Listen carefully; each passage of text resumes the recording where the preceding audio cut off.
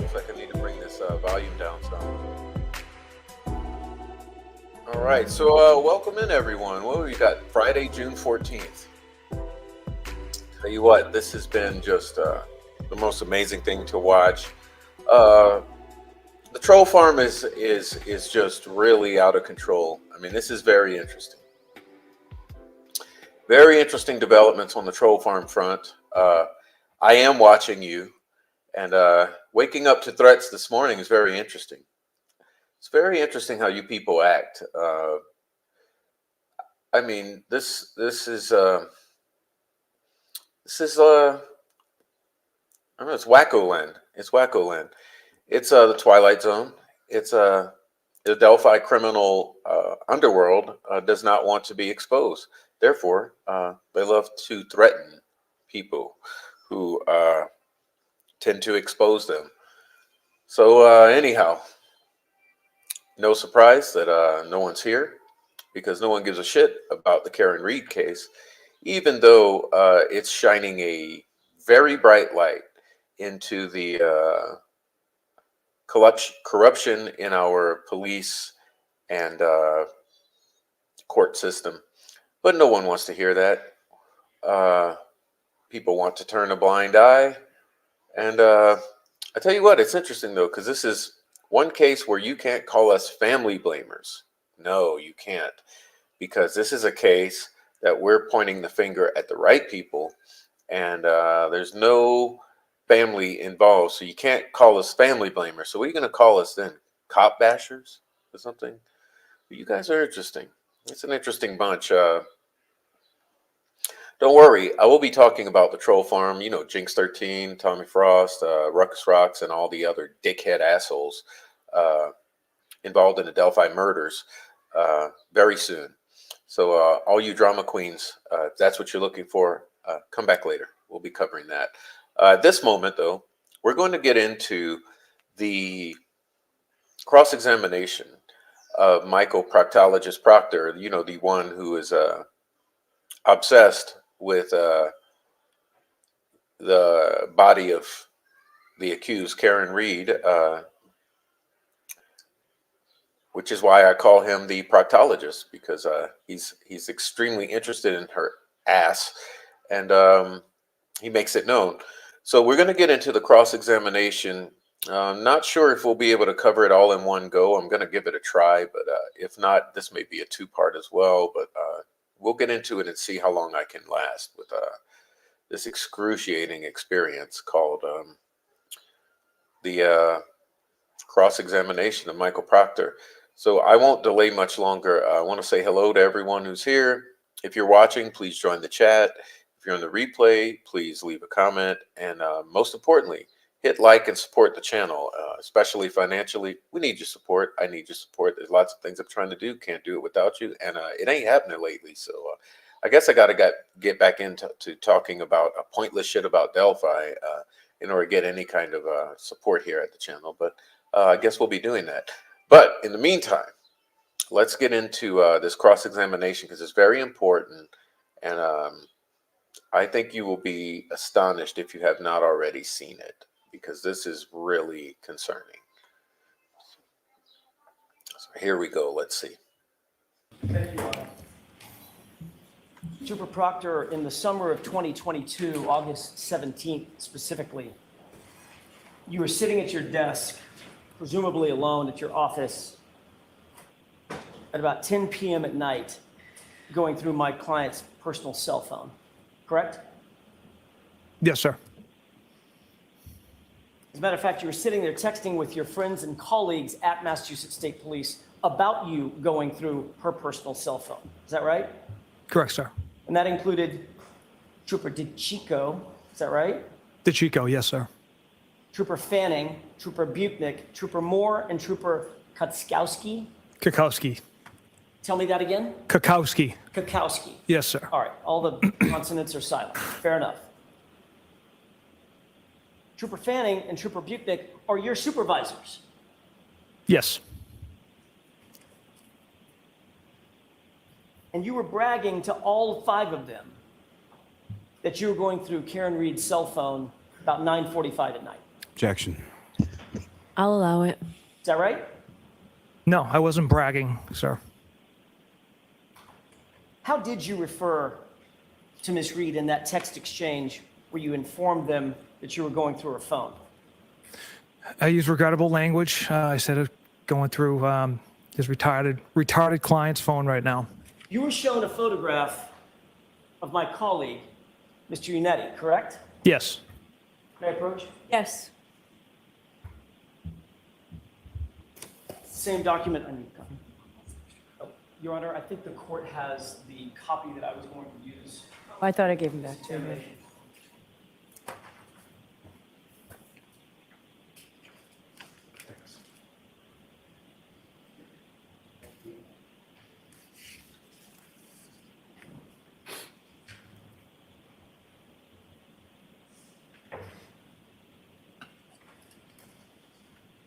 You'd received a photograph.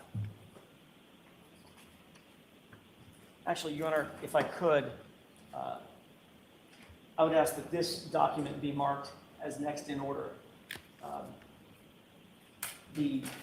Assuming the witness verifies its authenticity. So go ahead. Do you recognize this document? I do, sir. Same document that you were shown, copy of the same document that you were shown by Mr. Unetti, correct? Still Lally. I've done that twice. Mr. Lally. Correct. All right. Is that a true and accurate reflection of the text messages that you were exchanging with Chris Moore, Jeff Kakowski, John Fanning, Vito DeChico, and Yuri Buchanan?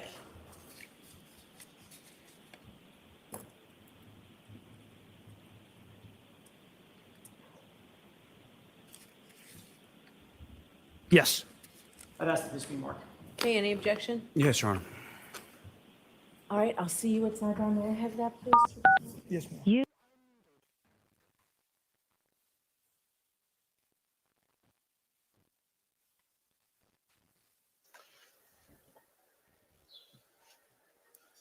We got a little sidebar. While that's being done, let's talk about the abrasions on the arm of John O'Keefe, which appear to be dog bites. Okay. Now, the prosecution is trying to have you believe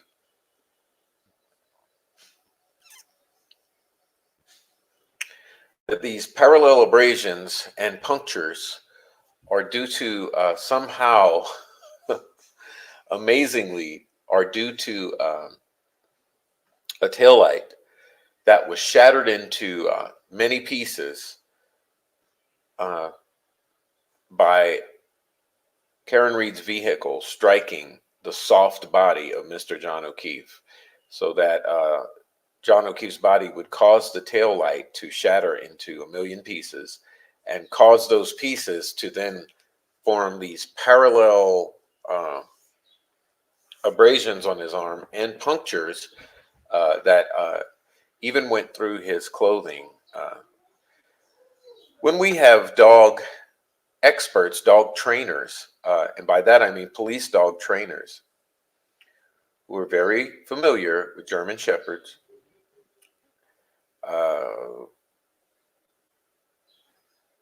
attesting to the fact that the markings or abrasions on John O'Keefe's arm appear to be dog bites. 99.99% dog bite. Yet, I'll show you while we wait for the sidebar. I'll try to pull this up. They want you to believe that these marks here are, let's see, yeah, this is a good way to do it. They want you to believe that this is from a broken tail light that fractured when it struck his body, as unlikely as that would be.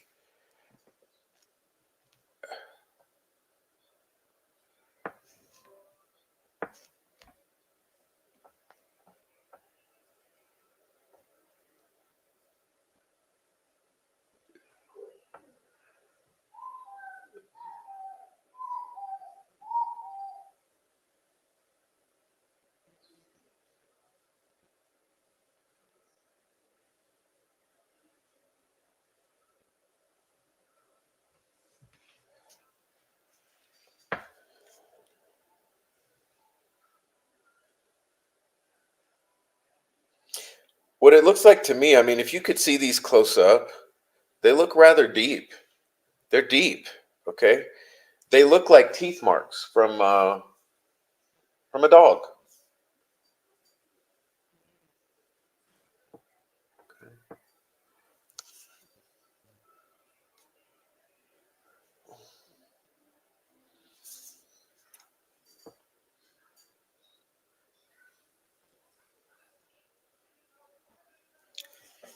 Looks like the dog was tugging and pulling at him, sort of how the police dogs are trained to do, to take him down. Yeah, that's what I'm saying. That's what I'm saying. Looks like a dog had a hold of his arm, the same way a police dog would, to try to pull him down or pull him if he was on the ground already. You are unmuted. 5, 6, 7. All right, sidebar's over. Here we go. And then I would ask you to give it back to the witness, please. Thanks.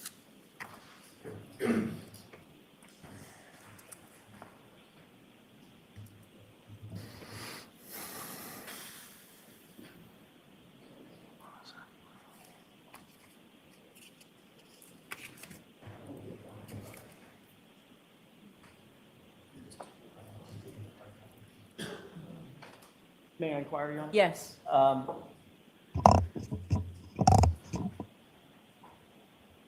Trooper Proctor,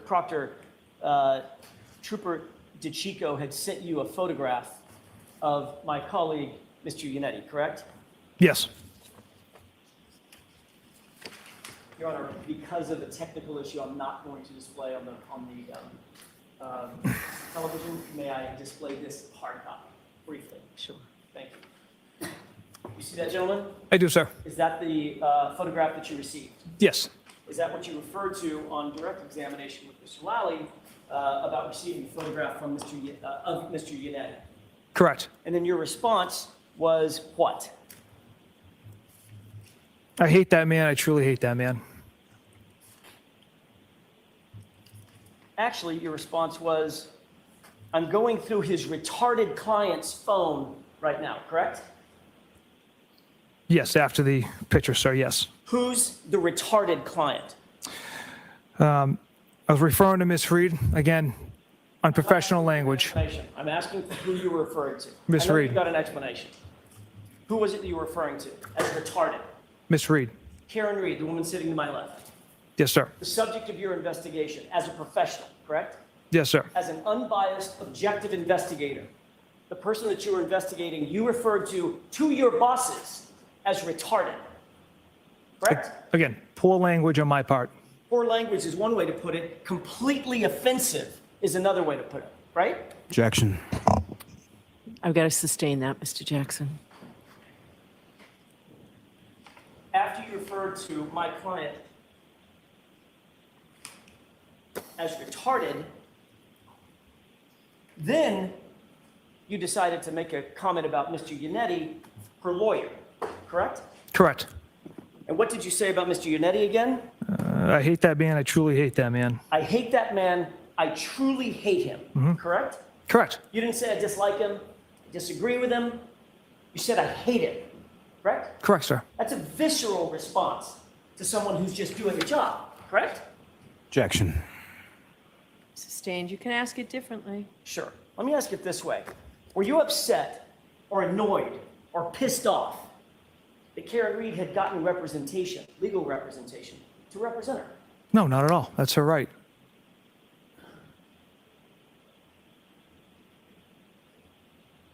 Well, let me ask you this. In August of 2022, you said you absolutely hate it, correct?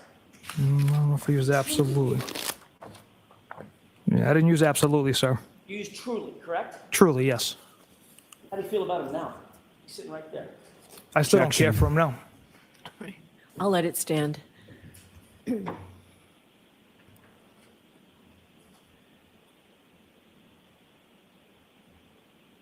What did you tell your colleagues that you were looking for as you sat at almost 10 p.m. at night on a Wednesday night, August 17th, 2022, looking through Karen Reed's phone?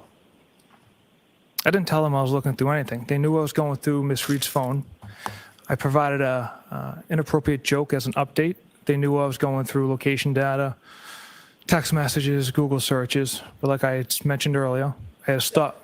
Except Trooper Proctor, none of that really professional sounding stuff ended up in your comments to your bosses, did it? Again, it was a poor joke. Is that yes or no? Did not know. It did not. No, As a sir. matter of fact, what did you write after you talked about going through the, quote, retarded client's phone? Objection. I'll allow it. No nudes so far. No nudes so far, correct? Correct. And you said that to your bosses. Yes, sir. You were looking for naked photographs of Miss Reed on a Wednesday night as you sat in your office at 9:44 p.m., correct?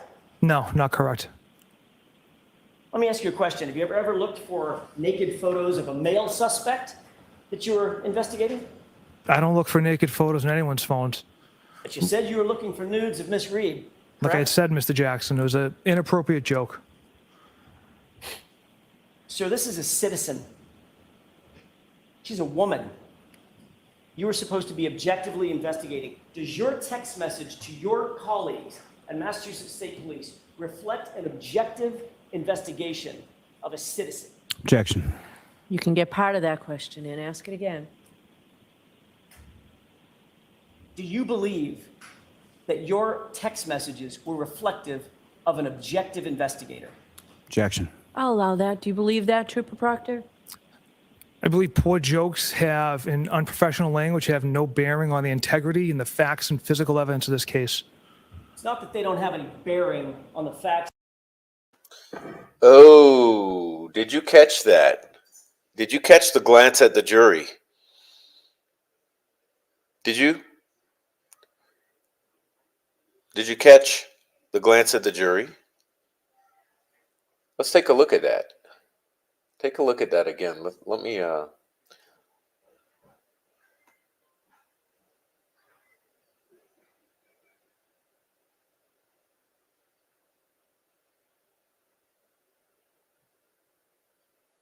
see how close I can get to that again. It's worth pay attention to his attempt to convince the jury of his statement that this terrible behavior has no effect on the investigation. Check it out again. Night, as you sat in your office at 9:44 p.m., correct? No, not correct. Let me ask you a question. Have you ever looked for naked photos of a male suspect that you were investigating? I don't look for naked photos in anyone's phones. But you said you were looking for nudes of Miss Reed, Like I had correct? said, Mr. Jackson, it was an inappropriate joke. Sir, this is a citizen.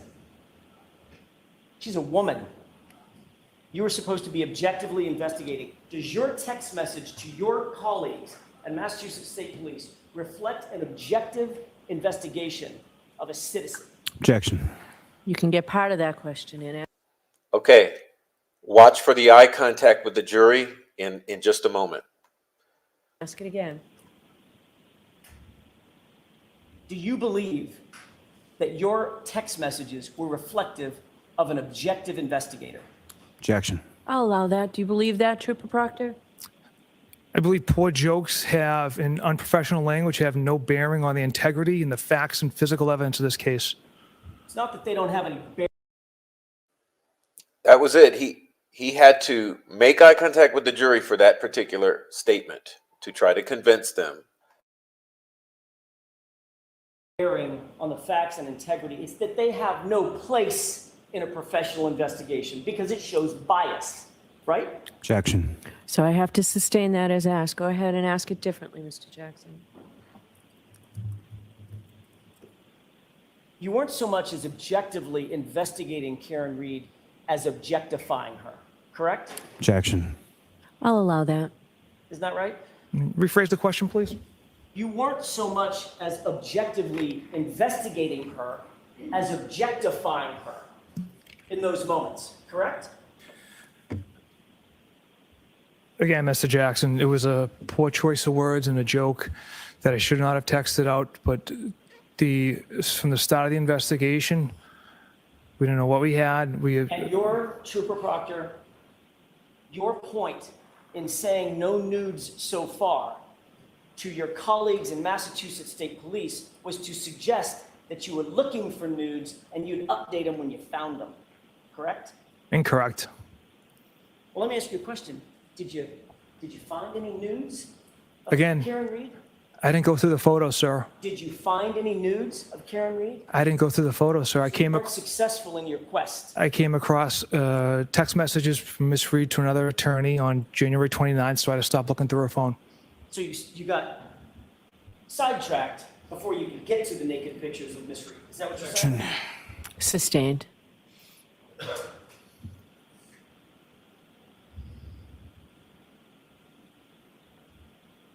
To be clear, when you sent those text messages on that group chat, those text messages included, as we said, or as you said, not one, but two of your supervisors, correct?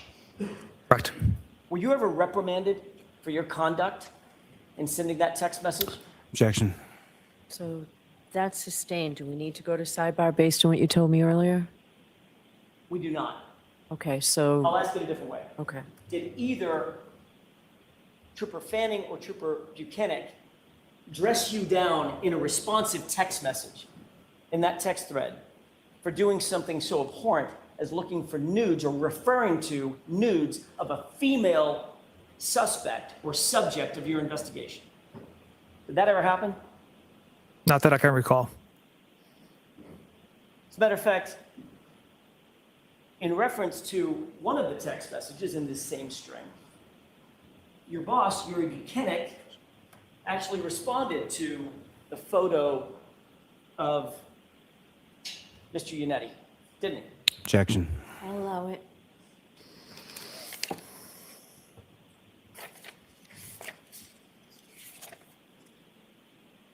He did, sir. After you received the photo, that's when you said, I'm, quote, funny, I'm going through his retarded client's phone. Is that right? Objection. Allow this, but not too many more. Sure. Is that correct? It's on the top of page Yes, sir. 2685. That's correct. And your Buchanan liked that comment. Funny, I'm going through his retarded client's phone. Didn't it? I see you laughed at an image here, sir. I can't tell if he liked that comment, sir. May I approach? Yes. I don't know if it's just because it's faded or... Yeah, my copy's faded. Top 2685. You can use my copy if that helps. All right. Thank you.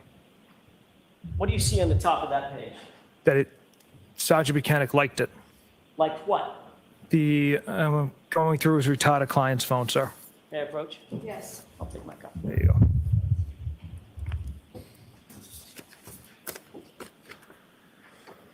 So your supervisors at Massachusetts State Police not only didn't ride you for making comments like this, he encouraged it. Objection. Sustained. Trooper Proctor, this is your direct chain of command. Is that right? You're a Buchanan. Yes, sir. Did you believe that your conduct was a misuse of your authority and power as you were going through her phone in August of 2022? Objection. I'll allow it. No, I had a warrant signed by a district clerk, Stoughton District Clerk, to go through Miss Reed's phone. I don't think it was an abuse of power. I had every right to go through that phone. Did the warrant say anything about looking for news? Had to make eye contact with the jury again. You see that? Did you see that? Did you catch it? My client. Objection. Did it No, say anything about that? no, Your Honor. Okay, next question. So that would be an abuse of the power that was given to you by the court, correct? Objection. Sustained.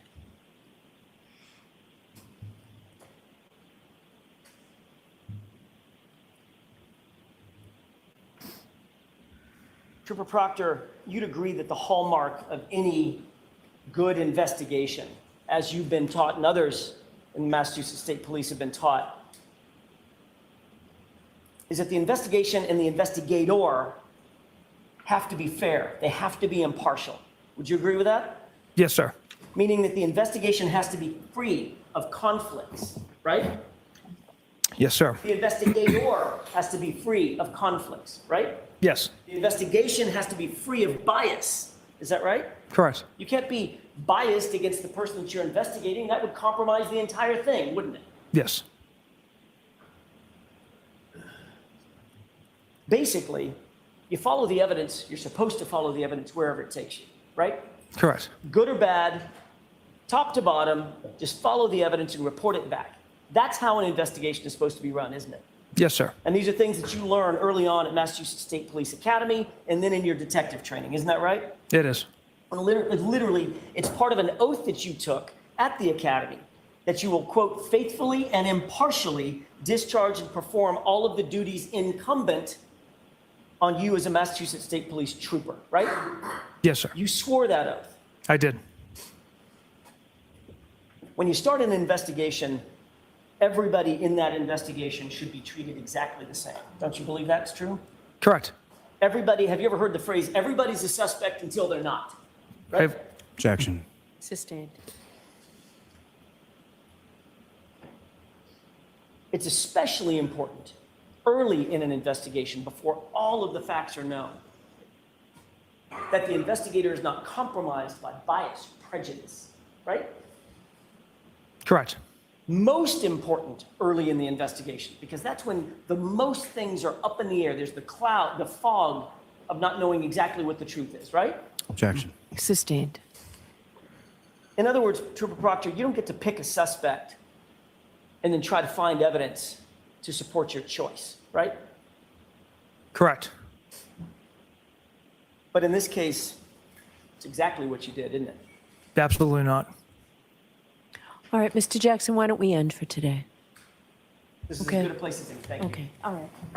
All right, so folks, we're off tomorrow. Okay, we're going to move on to picking up on the next day. The next day. Here we go. All right, go right ahead, Thank Mr. you, Your Honor. Jackson. Trooper Proctor, I'm going to ask you if you wouldn't mind to turn to tab 2 in the binder in front of you.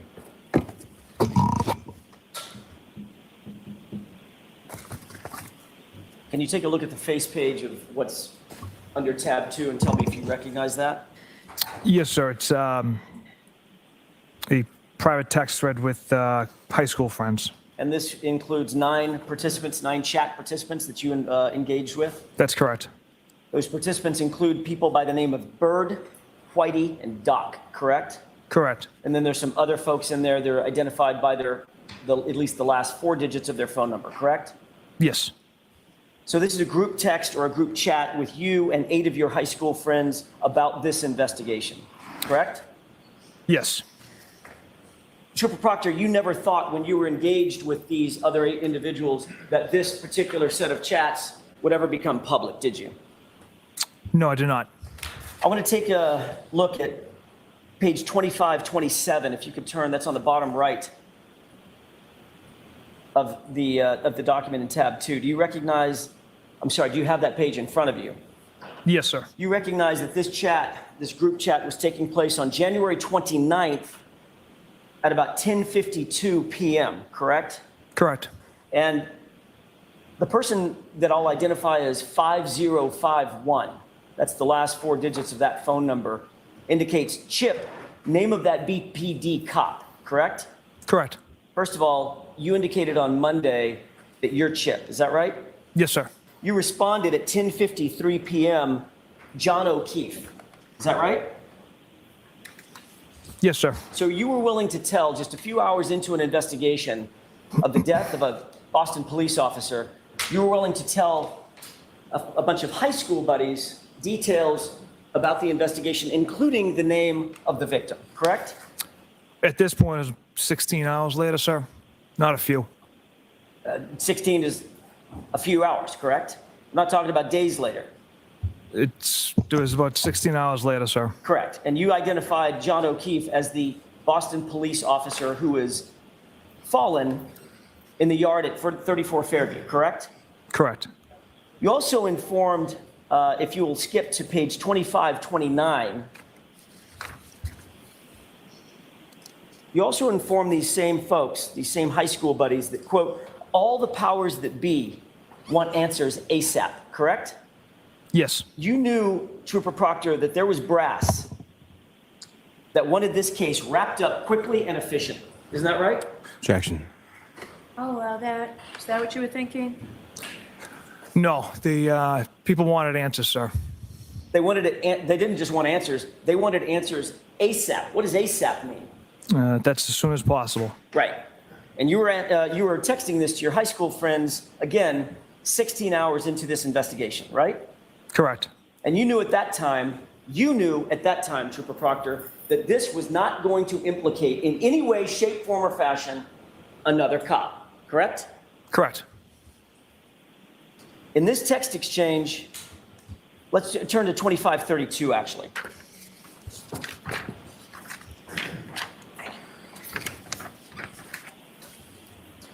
Do you have that in front of you? I do. In this text exchange at 10:56 p.m., your buddy Bird writes, I'm sure the owners of the house will receive some shit, correct? Correct. How did you take that to mean? Did you take that to mean that he could get in trouble? Yeah, I'm not sure exactly what my friend was getting at. Well, you had some idea. Yeah, maybe. The owners of the house isn't going to get any shit for this, right? That's how I interpreted it. Yeah, you interpreted it like he's not going to get in any trouble. He's not going to be a suspect, correct? Correct. And he's not going to be implicated in any way. Is that right? Correct. And your answer was one word, correct?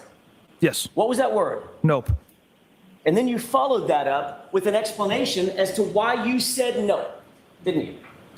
That wasn't the explanation why I said nope. I simply said homeowner was a Boston cop too, meaning Mr. O'Keefe was a Boston cop. The homeowner was a Boston cop as well.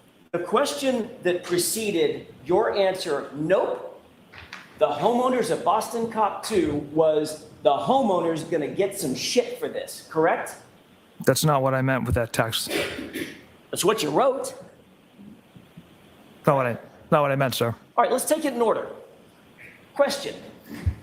Oh goodness, the homeowner's gonna get some shit for this. Answer, nope.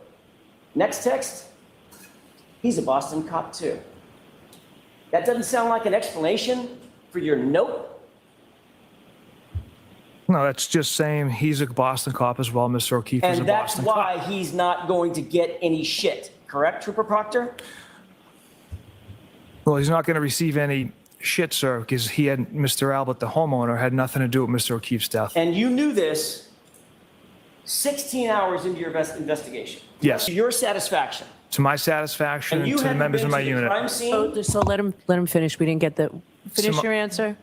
To my satisfaction and to all the members of my unit who investigated that day. Objection. Calls for speculation. So I'm going to let it stand. Trooper Proctor, you have to keep your voice up, okay? Jurors need to hear you way back there. Yes, ma'am. The fact of the matter is, you hadn't been to the crime scene by the time you wrote this text, correct? Correct. You hadn't been inside the home, correct? No. You had you had questioned a grand total of 3 percipient witnesses at this point, correct? Yes. And 2 of the 3 were named McCabe, right? Correct. And 1 of the 3 was named Albert, correct? Yes. And it's against that backdrop that you wrote, nope, the homeowner's not going to get any shit because he's a cop, right? That's not what I meant by that. At 10:57, Bird goes on to write, he, the homeowner, must have been a puddle to accomplish that. And then he writes, who's the homeowner? And then he writes, I hope not, but I can see it. Correct? Yes. A puddle means drunk, correct? That's a term for it, yes. In other words, Bird wrote that the homeowner must have been so drunk, so wasted to have killed him. Correct? Objection. Do you know what that means? Do you know what that text means? Just the puddle part, Your Honor. That term. All right, so he can answer that. And the puddle part means drunk or wasted, right? Yes. And what Bird actually wrote was, he must have been a puddle to accomplish that. Correct? That's what he wrote. And then you write back, quote, she waffled him. I looked at his body at the hospital, right? Correct. You used the phrase waffled about a Boston police officer who had fallen in the snow and died in someone's yard. And you decided to use the word waffled him, correct? Objection. So sustained. Ask it differently, Mr. Jackson. Did you answer? Waffled, meaning ran over him? Because he sure doesn't look like he got run over. He looks like he got beat up by some individuals and a dog. She waffled him. I looked at his body at the hospital. I did answer that, yes. And then Bird questioned, she waffled him, correct? Yes. And then you responded, he was banged up. Is that right? Yes. Then a person with the phone number 0095 wrote, I thought he was drunk. Did he get beat up? You see that? I do. And you wrote, nope. Is that right? Correct. Yet again, this is before 11 o'clock at night on January 29th, 2022, some 16 hours into your investigation. Is that right? Yes. So before you ever went to the crime scene, before you ever went into the house, only having interviewed 3 folks, you had this case nice and wrapped up, didn't you? Yes. Based on the evidence my office uncovered that day, the one shoot discovered at the scene, the one shoot. Uh-oh. Uh-oh, he's looking at the jury again. This is how you know these people are lying. At the hospital, Mr. O'Keefe's injuries, the broken taillight piece is underneath the snow. Super Proctor, I didn't ask for an explanation. I asked, did you, in your mind, have this case wrapped up? Was it cut and dry in your mind? Yes, Bird then writes, so the owner of the house was a woman. Sorry, was a woman cop that beat him, question mark, right? yes, And then you wrote, that's what I initially thought after talking to Canton paramedics. Is that right? yes, And then you said, then I saw the guy, correct? correct. So what you meant by that, Trooper Proctor, was according to you, based on your conversations, your initial conversations with the paramedics, the first responders, you were under the impression that this was a beating death. He'd been beaten to death, correct? The way it was given to me, sir, was That's yes for or no? medical. That's yes or No, no? he's going to answer the question. Boom. Boom. He was beaten to death. If you want Go to ahead. withdraw the question, you can. No, go ahead. We entered this investigation with an open mind. It was given to me as a medical situation. And when we saw Mr. O'Keefe's body at the hospital with Sergeant Buchanan and I, we saw his injuries and we were kind of working through how these injuries occurred. As a matter of fact, both you and Sergeant Buchanan believed that he had suffered the injuries as a result of a physical altercation based on information you received from the paramedics initially, correct? Initially, we didn't know what we had. We knew there was some significant injuries to Mr. O'Keefe. Initially, you knew he got his ass whipped and a dog bit him. We're still figuring out how those injuries occurred. Well, you just testified. Initially, we didn't know what we had. Right. But 16 hours after the fact, you wrote the following sentence. That's what I initially thought after talking to Canton paramedics, correct? Correct. So initially, you did think you knew what you had, a physical altercation leading to a death, correct? Correct. So when you just said, initially we didn't know what we had, that wasn't quite true. You did at least have an idea of what you thought you had, correct? Objection. Sustained. All right. You were aware, initially, that John O'Keefe had suffered a 2-inch laceration to the back of his head, correct? Yes. That resulted in a skull fracture, correct? Correct. He had a laceration over his right eye, small laceration just under the eyebrow, correct? Yes. Had a laceration on his nose. Is that right? Correct. He had patterned scratches on his right arm, abrasions, scratches, correct? Yes. And he had no injuries below the neck. Not that I observed, sir. Not a single broken bone, correct? Not that I was aware of. Not a single fracture, correct? Not that I was aware of. Not a single bruise below the neck, right? Not that I observed. Looks a lot like a physical altercation, doesn't it? Objection. Sustained. Yes. I mean, how is he waffled, run over by a vehicle with only injuries to his head like he got beat up with fists and a dog?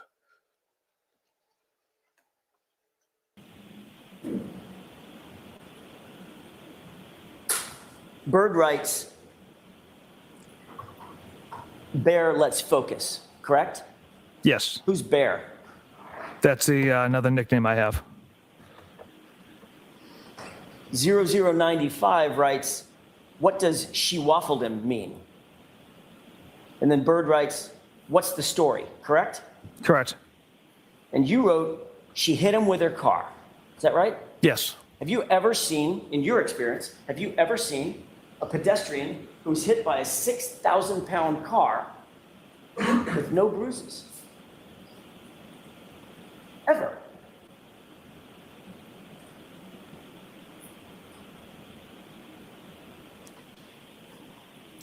The pedestrian strike. Ooh, that one stung. That one stung. Notice the delay, how long he had to think about it. 0 bruises. Neck down. But hit by a car? I've seen have been at high speeds, Enough to 60 knock plus. a person out of the chute, right? 60 plus miles per hour. So I can't recall right now off the top of my head as far as injuries in the past pedestrian strikes I've attended. Okay. So someone, you indicated on Monday, under examination by Mr. Lally, you've seen a shoe missing, Correct. pedestrian strikes, correct? Yes. Those are high-speed, extremely high-speed incidents, correct? Yes. 60 plus miles an hour, right? I can't recall all the pedestrian strikes I've been to as far as the miles per hour the vehicle is traveling. Trooper Proctor, let me ask you the question again. Have you ever, yes or no, have you ever, in your experience, seen a vehicle pedestrian incident in which the pedestrian has no bruises? Objection. Have you seen that? I can't recall. Next question. After you wrote, she hit him with her car, 5051 writes, oh Jesus, and Bird writes, okay, that's fucked up, correct? Correct. And then you wrote what? Intentional or not? Intentional or not? Is that right? Yes. Your words. Correct. 0095 then chimes in, gotcha. He was frozen in the driveway and she didn't see him? Question mark, correct? Correct. And you wrote what? That's another animal we won't be able to prove. That's another animal we won't be able to prove, correct? Correct. Trooper Proctor, you knew that there were going to be things in this case, even 16 hours into this, that you just admitted you would have zero proof of, correct? Objection. Sustained. You can ask it differently. Did you mean by that statement that this was one of several things that you knew we would not be able to prove? That statement, that's another animal we won't be able to prove, references the intentional or not part. You didn't knew- care at that point when you wrote that, you didn't care what you could or could not prove, did you? Objection. I'll allow it. Isn't that what you meant? No. You had a narrative that you had developed, and you would pursue it no matter what the proof was. That's what you meant by that statement, correct? Objection. Sustained. You can ask it differently, Mr. Did you mean by that, thank you, Your Honor, I didn't mean to step on your words. Did you mean by that statement that you were going to pursue this case no matter what the proof might be? What I meant by that statement was if Miss Reed backed into Mr. O'Keefe intentionally or not. Interestingly, though, that statement came on the heels of he was frozen in the driveway and she didn't see him. And you wrote in response to that question, that's another animal we won't be able to prove. Correct? That's not what I was responding to. I was responding to the intentional or not part. So you were responding to your own statement, according Correct. Okay. 0095 then writes, what's the name of the Canton cop living in Canton? The other one involved. Correct? Yes. In other words, that person was asking, tell me the name of the homeowner. Isn't that right? Yes. The guy that's the cop, right? Correct. And you ignored that question for a second time. Is that right?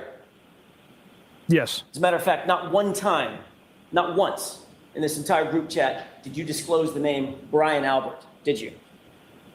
I don't believe so, no. You were actively trying to hide Brian Albert's name, at least from this conversation. Objection. I'll allow it. Is that what you were trying to do? Absolutely not. But you had no problem sharing John O'Keefe's name with your buddies from high school, right? Correct. And you had no problem sharing Karen Reed's name with your buddies from high school, correct? I don't believe I named the defendant. Not yet, you didn't. Later in the chat. Okay, correct. 5051 then writes, the BPD have any jurisdiction here because it was their own? Question mark. Is that right? Yes. And a few texts later, if you look down a few texts, at about 11 o'clock, You see a text that starts nah, cat.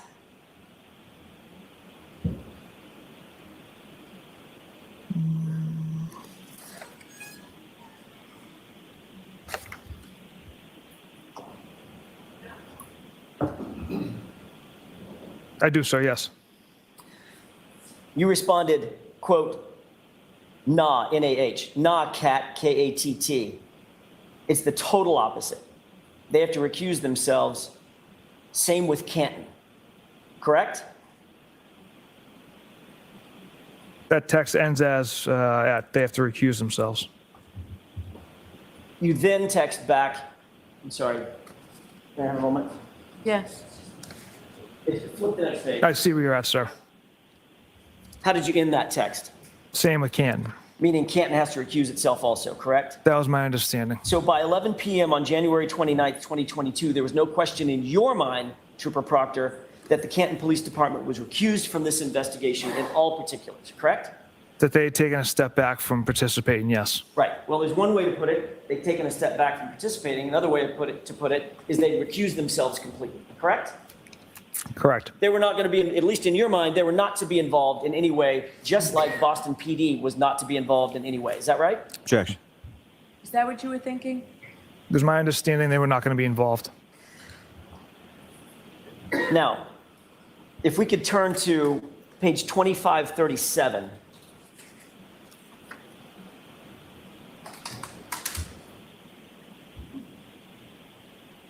"5051 writes, but I assume you guys are out to make it cut and dry since it involves cops, correct? Yes. And Bird writes, something stinks, correct? Correct. And then Trooper Proctor, you responded, yeah, but there will be some serious charges brought on the girl. Isn't that right? That's right. So in that text exchange, you were saying, yeah, we're out to make it cut and dry, correct? No. You didn't write, yeah, we're going to follow the evidence wherever it takes us. You didn't, did you? I did not write that. You didn't write, yeah, we're going to make sure that we investigate this thing fully and thoroughly before making any decisions. You didn't say that, did you? I did not. You wrote, yeah, but there will be some serious charges brought on the girl. Isn't that right? Correct. And the reason you wrote that is because you knew, as the text above it says, this has to be cut and dry because it involves cops, right? Objection. I'm going to allow that. Is that the reason you wrote it? No, Your Honor. And then you indicated, we're going to put serious charges on the girl. Who did you mean by the girl, by the way? The defendant. Karen Reed? Yes, sir. So the way that you were going to make it cut and dry, pretty simple.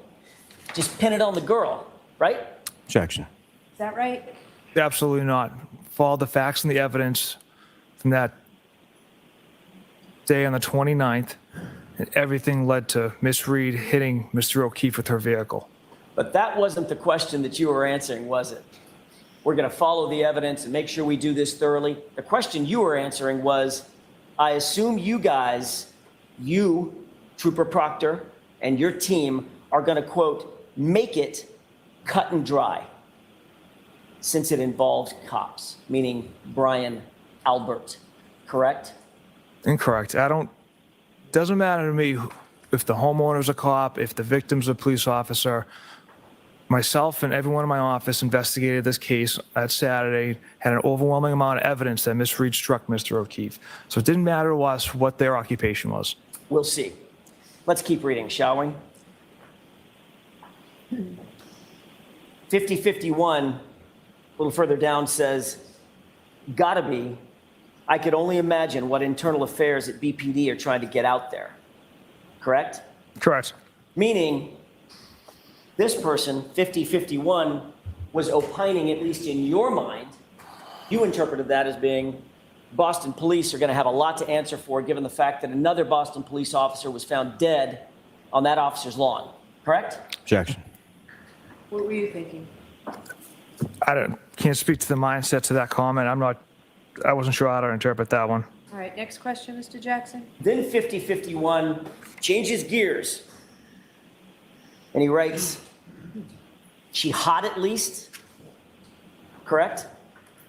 Yes. And what was your response to that? From all accounts, he didn't do a thing wrong. She's a whack job cunt. From all accounts, he didn't do a thing wrong. She's a whack job cunt. That's what you wrote, correct? Correct. 16 hours into this investigation, Yes. into your objective and unbiased, thorough investigation, correct? Correct. But sir, you didn't have all accounts, did you?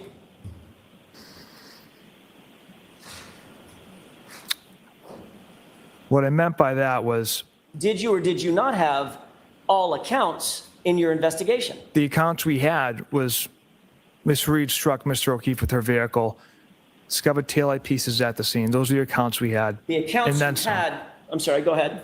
I'm sorry, go ahead. The accounts you had, Trooper Proctor, were from two people named McCabe and one named Albert, who happened to be the homeowner and a Boston cop. Those are the accounts from percipient witnesses that you had, correct? There was another additional witness that we had, investigators had interviewed, Miss Roberts as well. And from all accounts, he didn't do a thing wrong. That was your decision 16 hours into the investigation, correct? Yes. And the other decision that you made and the other determination you came to was my client, Karen Reed, was a whack job cunt, right? Yes.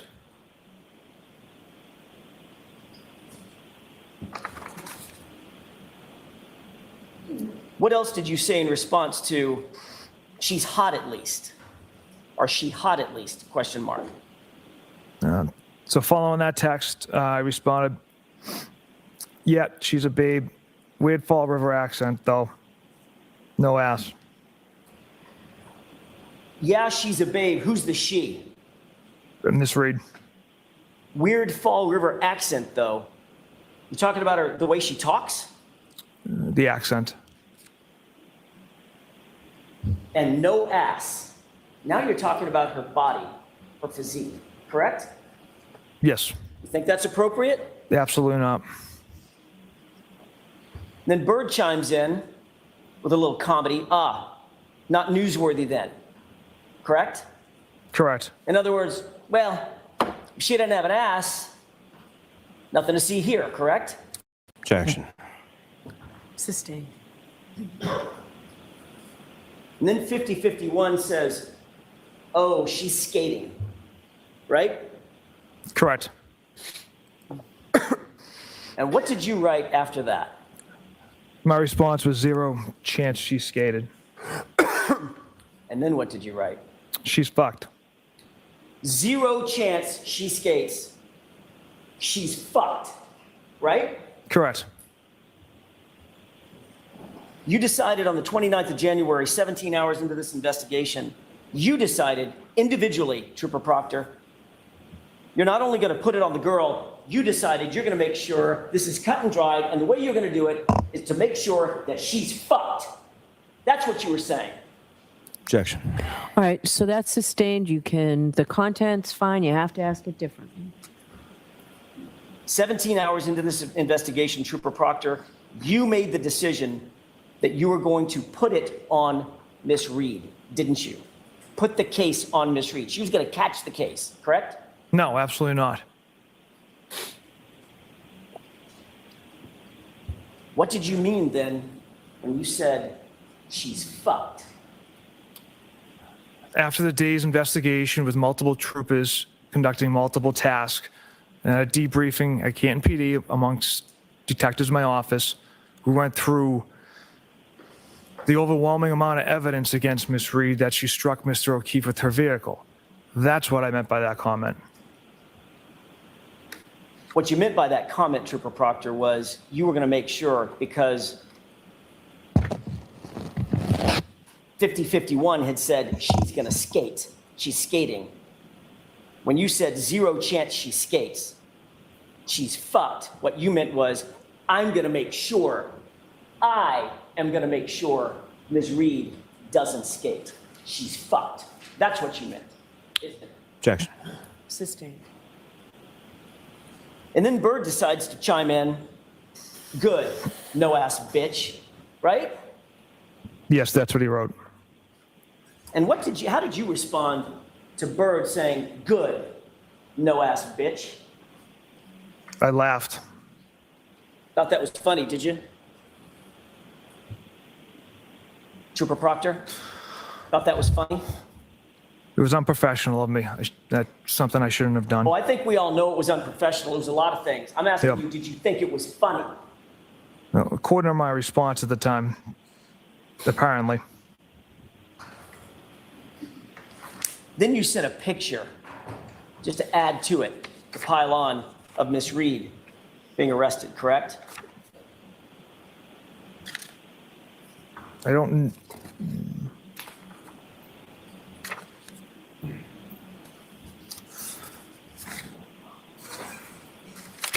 I'm not sure if that came from me, sir. Let's skip to 2543.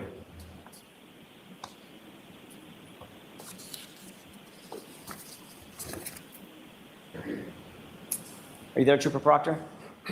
Yes. The date is now February 2nd, 2022. And a person by the name of Doc writes, is that chick a smoke? Correct? Correct. Who's the chick? Miss Reed. And you write E-H, right? Yes. And then you write nutbag, as Chief would say, correct? Correct. Who's Chief? A friend of mine. And then you write what? She's got a leaky balloon knot. Trooper Proctor, explain to the jurors what a balloon knot is.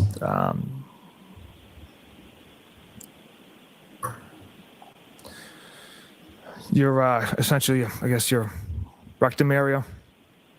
Your anus? Yes. That's what you were referring to about Miss Reed? Yes. And you were making fun of her because you believed at that time that it leaked? That's how you were treating Miss Reed?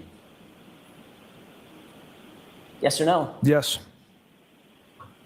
And then you followed that up just to make sure you cleared up any mistake about what you meant with leaks poo, correct? Objection. All right, so I'm going to strike that. You could get this in, but do it the right way, Mr. Jackson. You followed that up with the phrase leaks poo, didn't you? I did.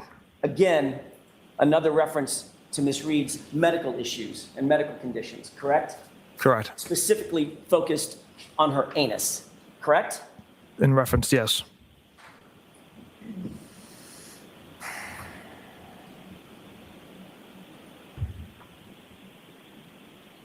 Were you aware at the time that you wrote this that Miss Reed had suffered a colectomy surgery, very serious surgery? I was not, sir, no. Were you aware that she had had 10 surgeries in 18 months, several years prior? 10. I was not aware of that. Were you aware that she had serious medical issues, gastrointestinal medical issues that she suffered with, she was a victim of for years? Did you know that? Objection. Sustained. But you decided that you were going to take another shot at her and talk about her anatomy. 1 second, sir. I'm sorry.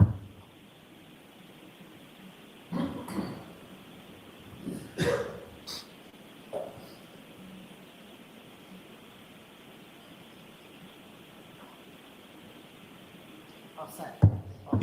I'm sorry. You decided that you were going to take another shot at her and talk about her anatomy as a balloon knot, correct? Objection. Sustained. At this point, Trooper Proctor, Miss Reed was just reduced to a punchline to you, wasn't she? Objection. Sustained. Well, you weren't done yet. This chat doesn't end yet, does it? No, sir. Let's skip to 2543.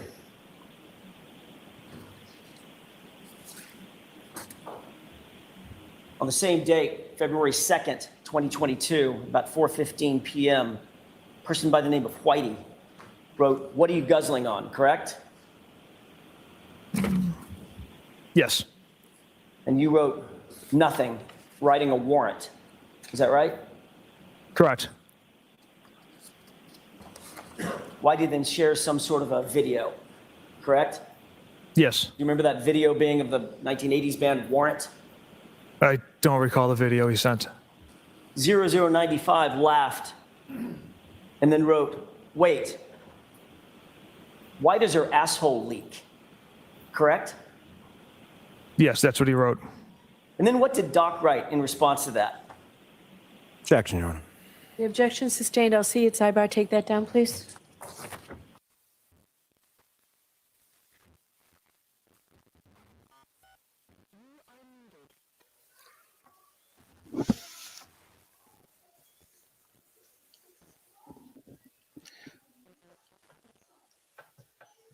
Oh, we got another sidebar here.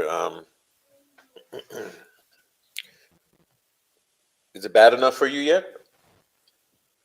Is it bad enough for you yet?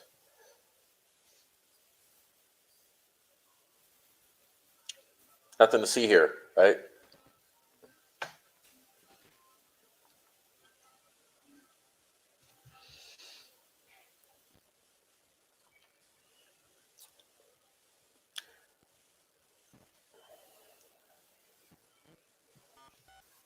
You are unmuted.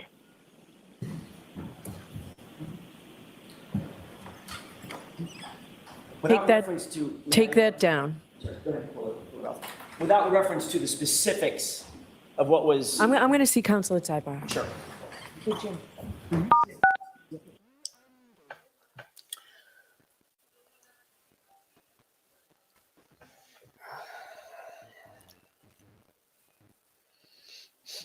Yeah, so you wonder why they don't want Delphi televised.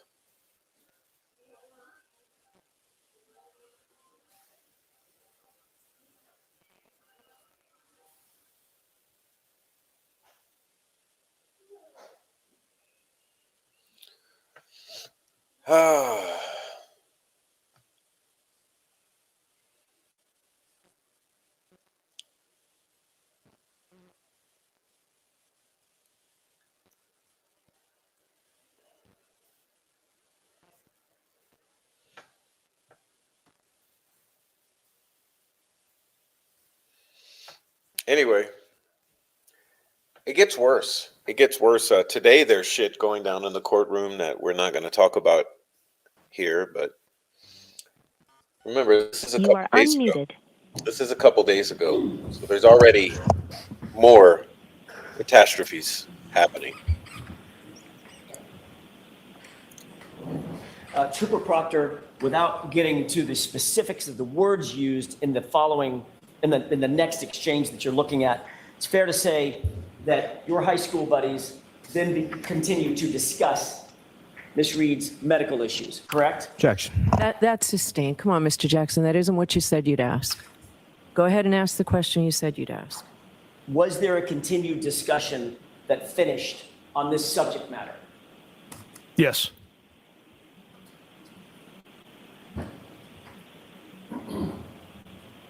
On Monday,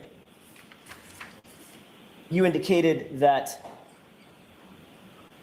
your conduct in this case, and specifically your conduct as reflected in these messages, how did you put it? It did not affect the integrity of the investigation, of your investigation, correct? That's what you Correct. said to the jurors. Correct. Do you know what the definition of integrity is? Doing the right thing when no one's looking.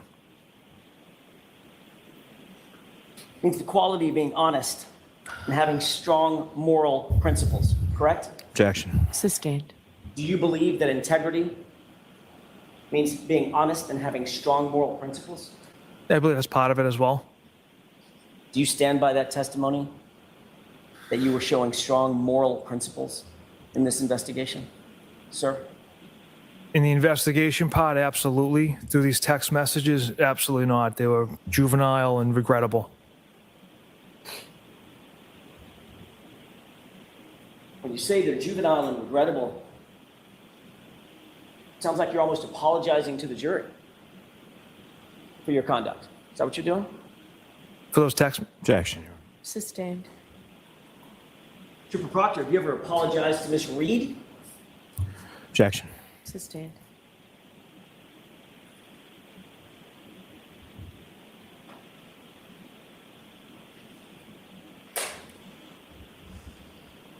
As the lead investigator in this case, you were tasked with the responsibility of making sure that the investigation remained free of any conflicts of interest.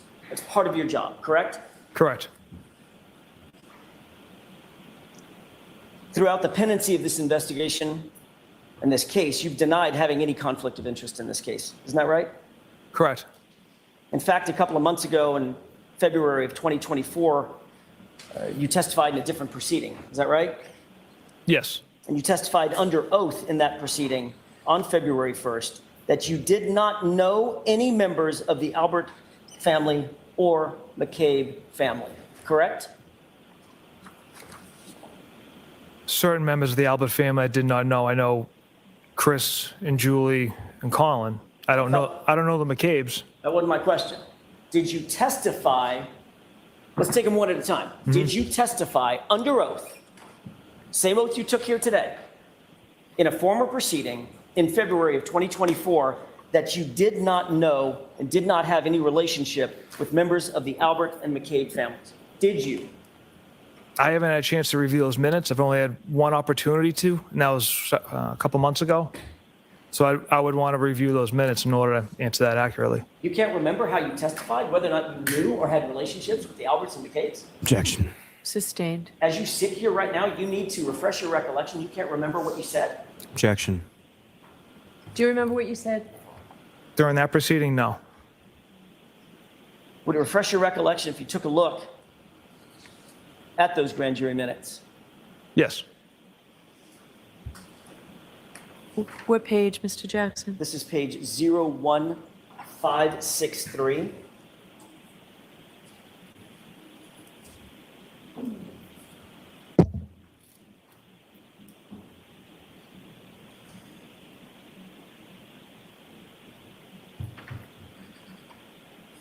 If I may have just a moment, Your Honor. Yes.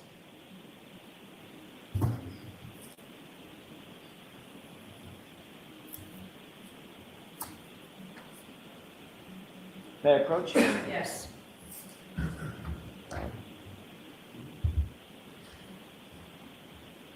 If you'd review that and look up when you're finished.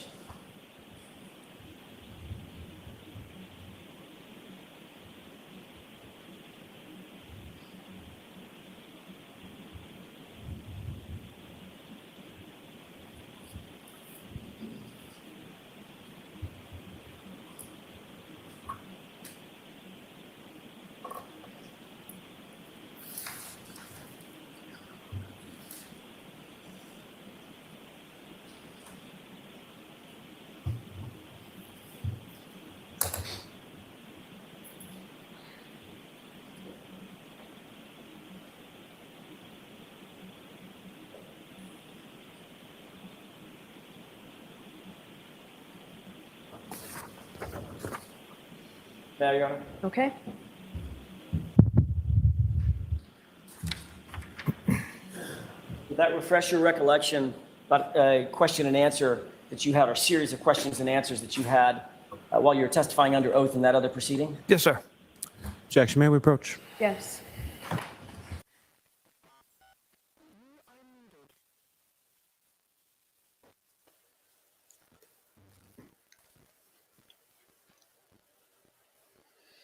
Yeah, so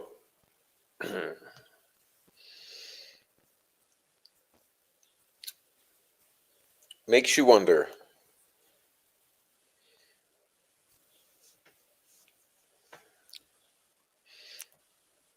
How'd they come up with this plan? How quickly? How'd they get everyone on board?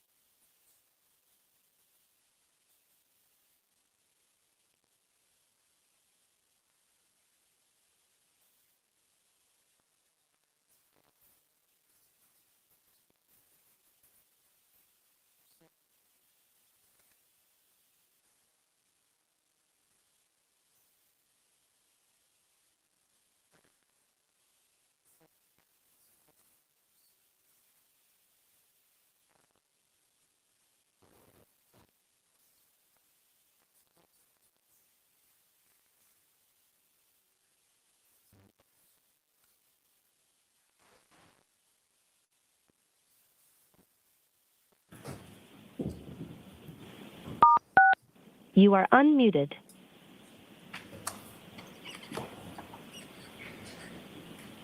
Mayor, Your Honor? Yes. Thank you.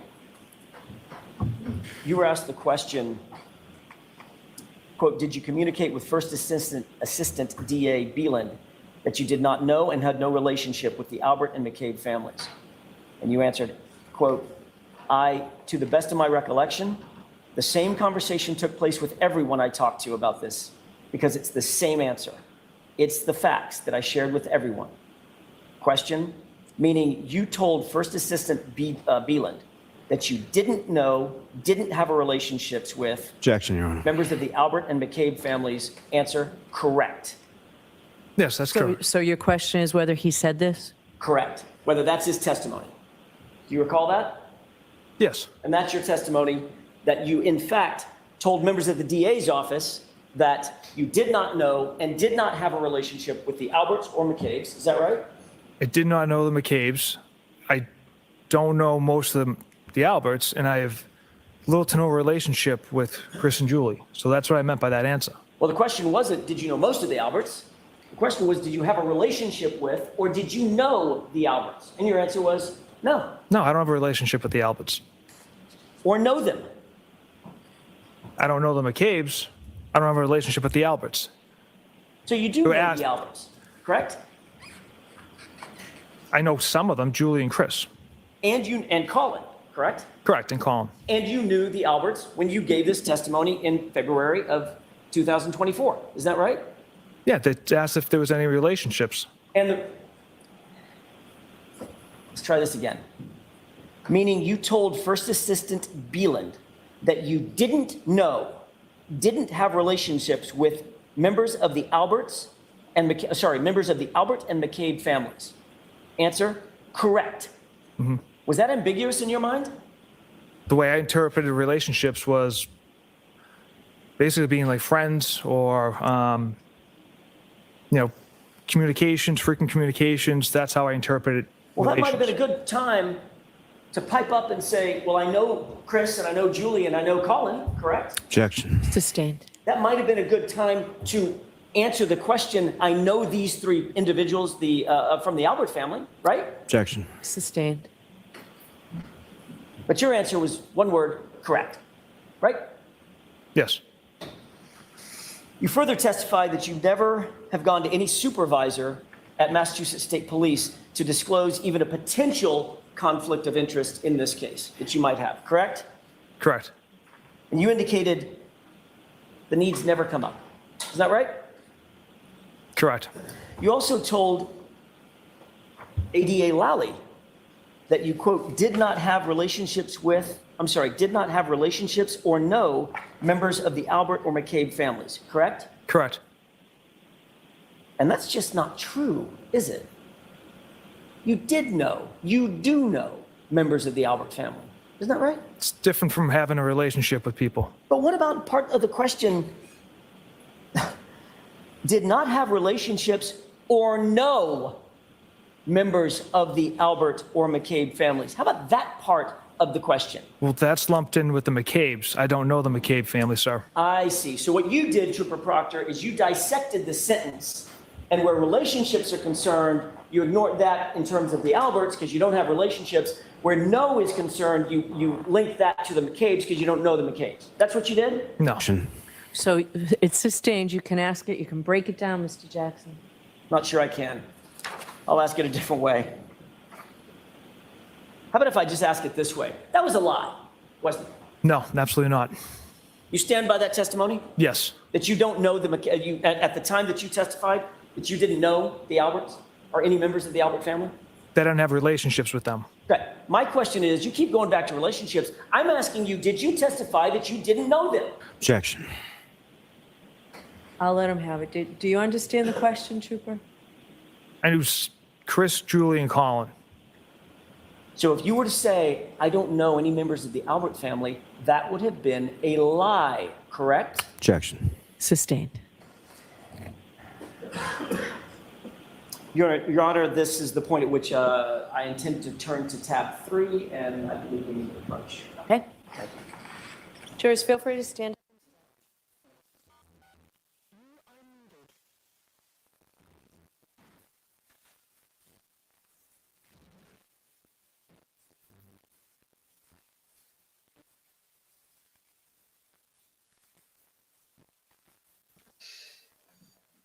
You see the game that he's playing here, oh Proctor?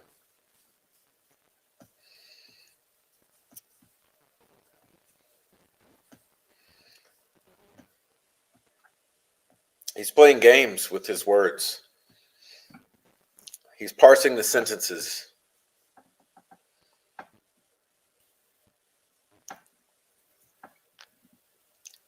He does it. He knows that the answers are not beneficial. So he's delicately and strategically choosing how to answer those sentences in which the answers have bad connotations for his side.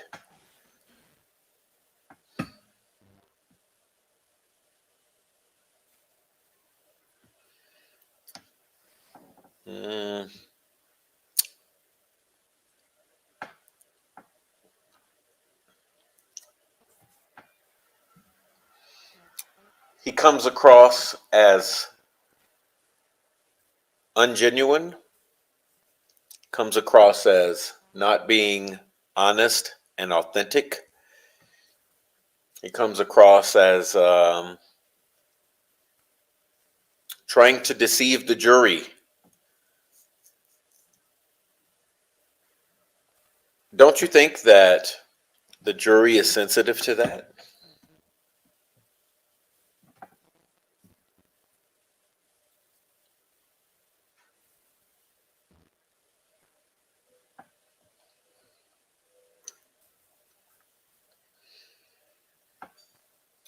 I think that the jury is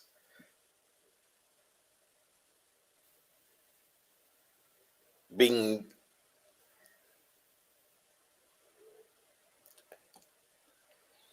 turned off by this behavior. In other words, I think that it's having the opposite effect. His attempts to control the minds of the jury with how he's answering or choosing not to answer, it's actually having an opposite effect on the jury, which is that they can sense what he's doing and they don't like it. And it's further destroying his credibility.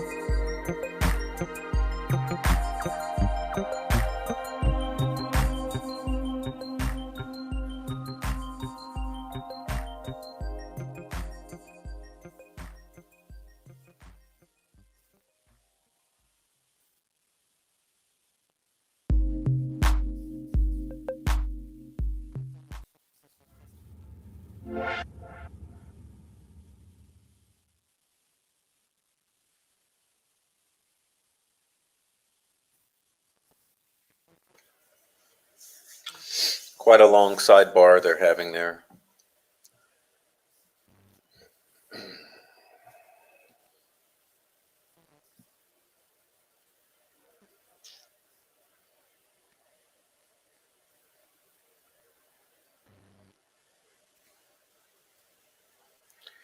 It only gets worse.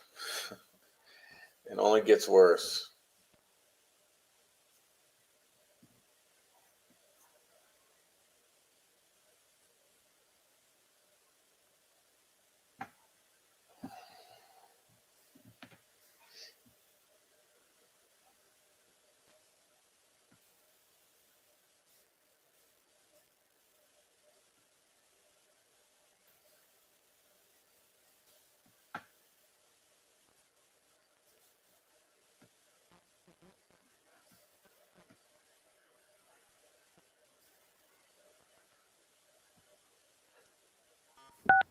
You are unmuted.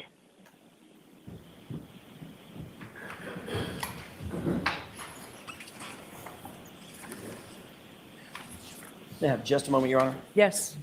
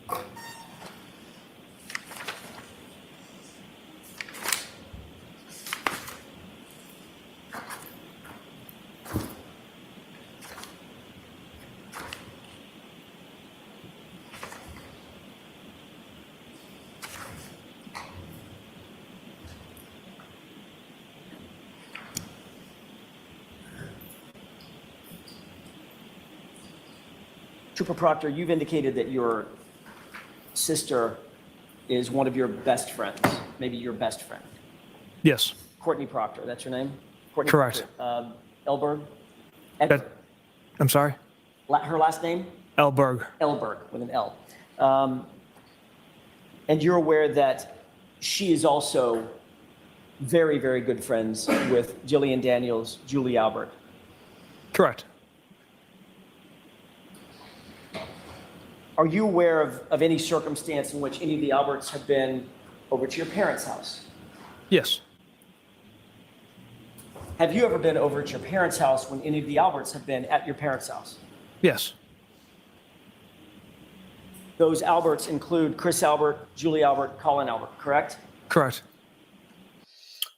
Ooh, now we're getting to the rich part. The rich part. He's covering for his friends. So the rich part here is, tell us all about your best friends. Tell us all about your best friends.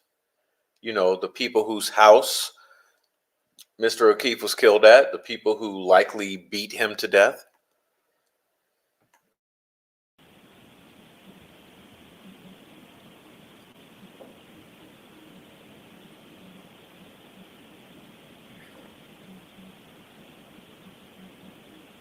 As a matter of fact, you were on or around January 29th, 2022, you were close enough friends with Julie Albert that she had your personal cell phone in her cell phone, correct?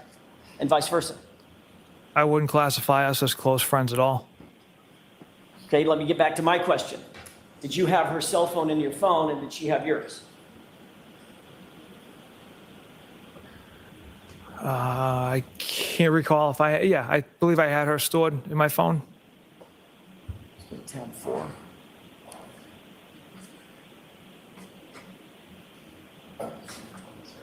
All right. If you would turn to tab 4, And what was this marked for ID? this was, Or tell me the numbers at the bottom. I've got the sheet right here. I've got a cheat sheet.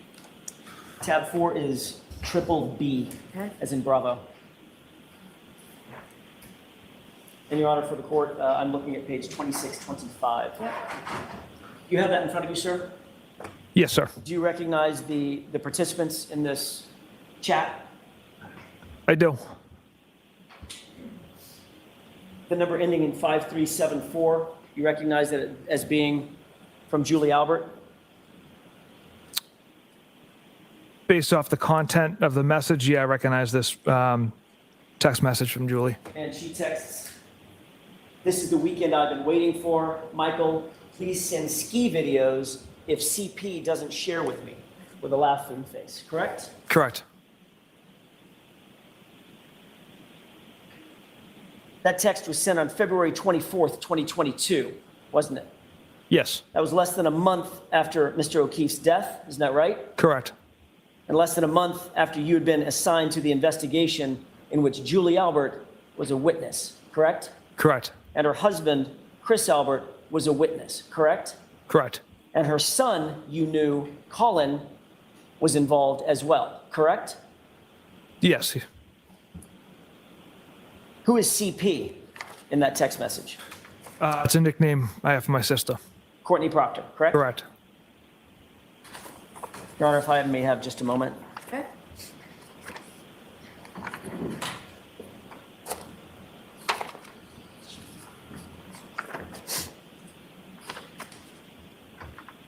Zoom tight.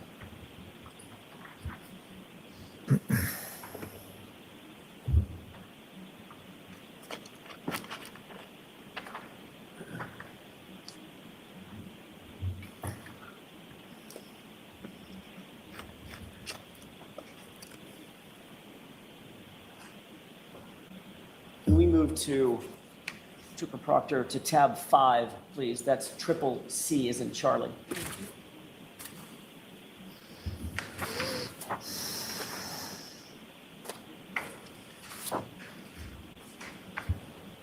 Do you have that in front of you, sir? Yes.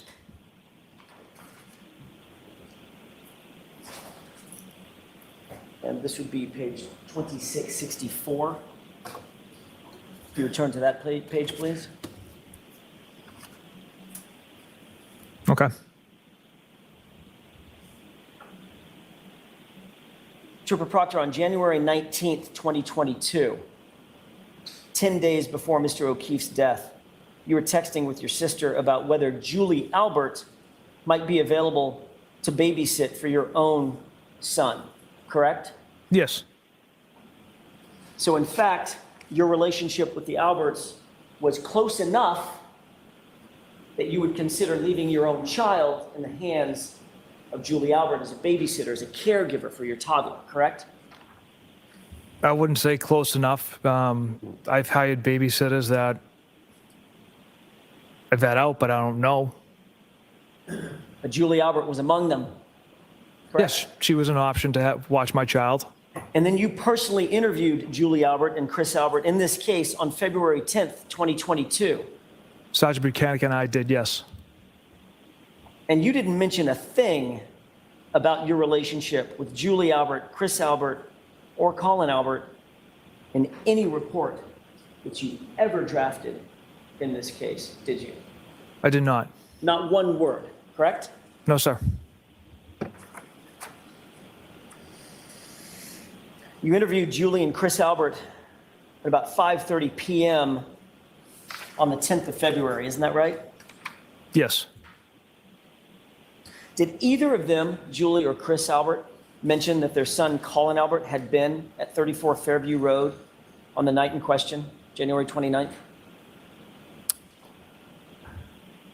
I'd have to reread the report to refresh my memory on their statements. Well, let me ask it a different way, if I may have just a moment. Yes.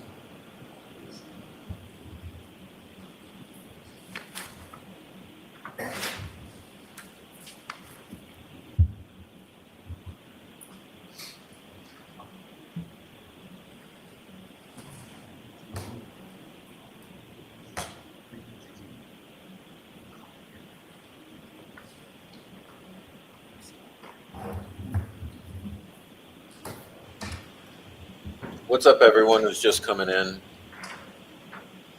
You wrote a report on October 12th, 2022, correct? For which, Concerning your interview with, Why don't you show it to him? I may have the wrong report.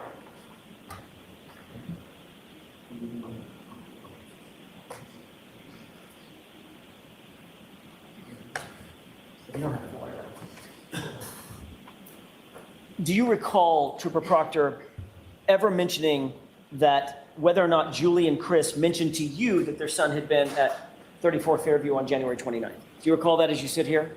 to the best of my recollection, no. It was a very short interview with Julie and Chris, was it not?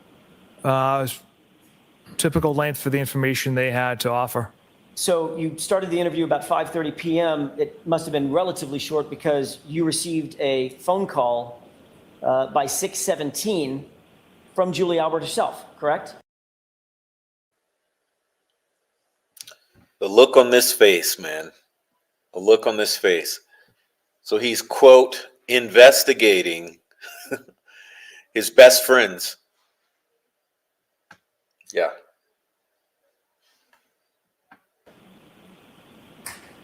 I don't have the call detail record in front of me, but okay, yes. Let's look at tab 6, please.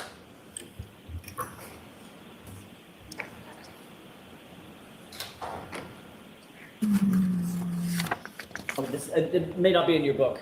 It's not, sir. Okay, fair enough.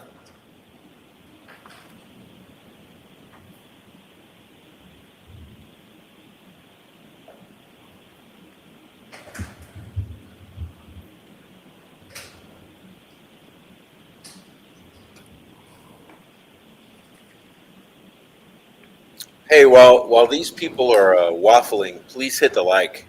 You indicated that you might need to look at a phone record or a phone log to determine whether or not that call was made and what time it was made. Well, correct? this If you have guy- that, May I please. approach you on it? Yes. While these people check their receipts, you remember Jen McCabe, you know, these people here have to keep checking their receipts. But while they do that, please hit Thank the you. like. There's a Please highlighted portion of support the product. channel. Focus Please your attention on that and let me know if that refreshes your recollection. just talk. It does, sir. Thank you. Let us know Approach. you're here if you're watching. Appreciate everyone being here. We're trying to get through this. It's I promise you this will be one of the last You jumps. received after your interview, you received a phone call from Julie Albert about 6:17, about 45 minutes after you began the interview and then left, correct? Yes, 6:21, you called her back and you spoke for 3 minutes and 58 seconds. Is that right? yes. Did you discuss the interview? I don't recall the content of that conversation. And of course, you never memorialized that in any report, did you? The fact that you had a subsequent phone call with Julie Albert on your personal cell phone. I did not. Let's turn to tab 5 one more time. And if you could turn to page 2677.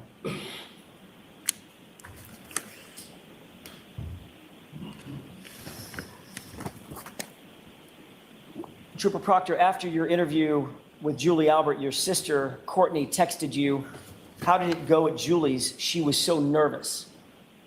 You recall that? Yes, In fact, you responded to that with a Ha, ha, ha, ha, ha. 4 ha's, right? And then why, question mark, correct? Correct. Then you responded, it was fine, just a quick convo, correct? Yes. You were literally reporting back to your sister about the progress of your investigation in a homicide investigation, weren't you? Objection. Sustained. You can ask it differently. Were you reporting your progress to your sister about your investigation? Objection. Sustained. Your Honor, may we approach? Okay.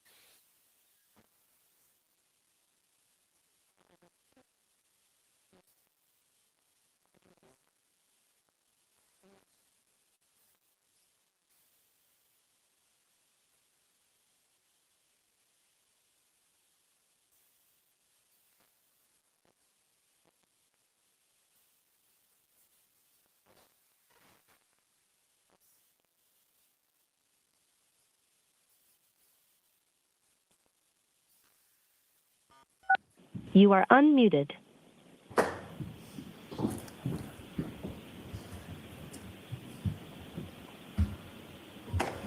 May I? Yes. Thank you. Were you reporting your progress of your investigation back to your sister, Courtney Proctor? No, absolutely not. But you did say that the conversation, the formal interview went fine. It was just a quick convo, correct?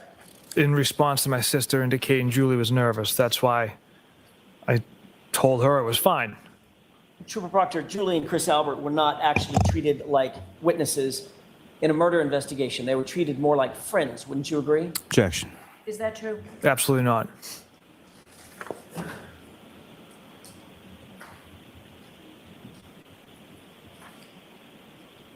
We've established that you're very close with your sister, Courtney, correct? Correct. You provided your sister with updates on important advancements during the course of your investigation into this case. Did you not periodically? I made her aware of newsworthy stuff. That started as early as January 29th, 2022. Isn't that right? Don't have the exact date or content.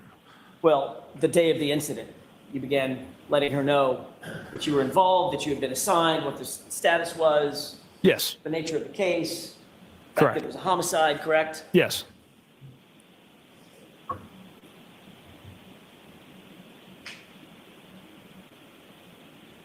Matter of fact, you discussed who the players were, who the people were that were involved. Isn't that right? I just mentioned Julie and Chris were out earlier in the evening. So you mentioned the Alberts, correct? Julie and Chris, yes. You also mentioned the McCabe's too, didn't you? At some point. Yes. Yeah.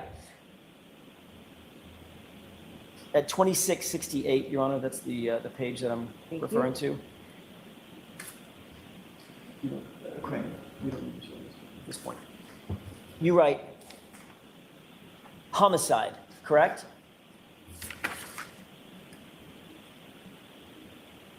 So I said 2668. Correct. If I have my page number correct. You're on the right page, Mr. Jackson. Thank you.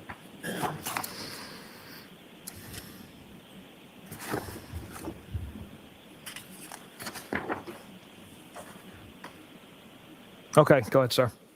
You wrote the word homicide. Is that right? Yes. You were describing to your sister the nature of the case that you are now assigned. Is that right? Correct. She wrote, the Canton thing is a homicide. And you wrote, don't say a word to anyone. Correct? Correct. And then she wrote, of course not. Isn't that right? Yes. And then you wrote what? In the very least, it's suspicious. In the very least, it's suspicious. Correct? Correct. So at that time, at least at the time that you wrote that text on the 29th at 3:05 in the afternoon, you believed that the case was suspicious, right? It was before we found significant pieces of evidence. So you believed that it was suspicious that it may involve the Alberts, right? Absolutely not. She then writes, this is your livelihood, didn't she? She did. Meaning this kind of case could make or it could break your career, right? Objection. Sustained. She then wrote, I would never mess with that. Is that right? Yes. Your sister, Trooper Proctor, was warning you that you shouldn't be investigating a case in which close friends or family members were involved. Objection. Did you take her text? This is your livelihood. I would never mess with that, as a warning from her that you shouldn't be investigating a case that involved close friends. Objection. I'll allow it. Absolutely not.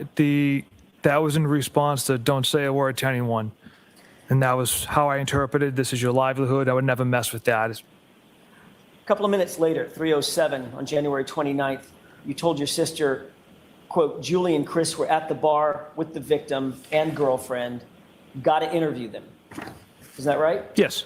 So you were telling Courtney, your sister, updates on what your investigation advancements were, correct?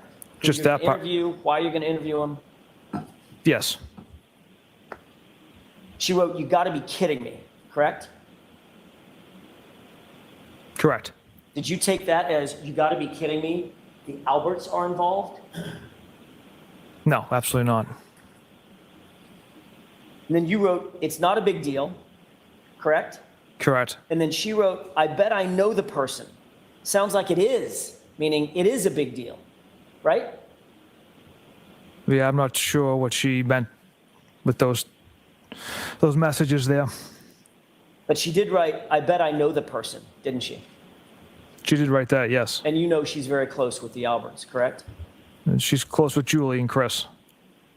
You then wrote, no, I meant, or you wrote not. I think you meant no. I meant that they were at the bar with them, correct? Yes. She writes, yeah, I got that part. And then she continues on, but I know a lot of their friends, correct? Yes. Did you see a problem in this exchange? Nothing jumped out at me. Your sister's literally explaining that your family friends are suspects or possible suspects in a murder investigation that you're in charge of. Correct? Objection. Sustained.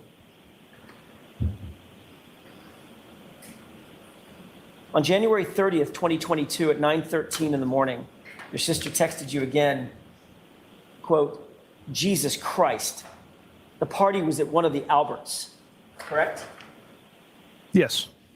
And you two were discussing the fact that, to put it in her words, Jesus Christ, these are our friends, right? Objection.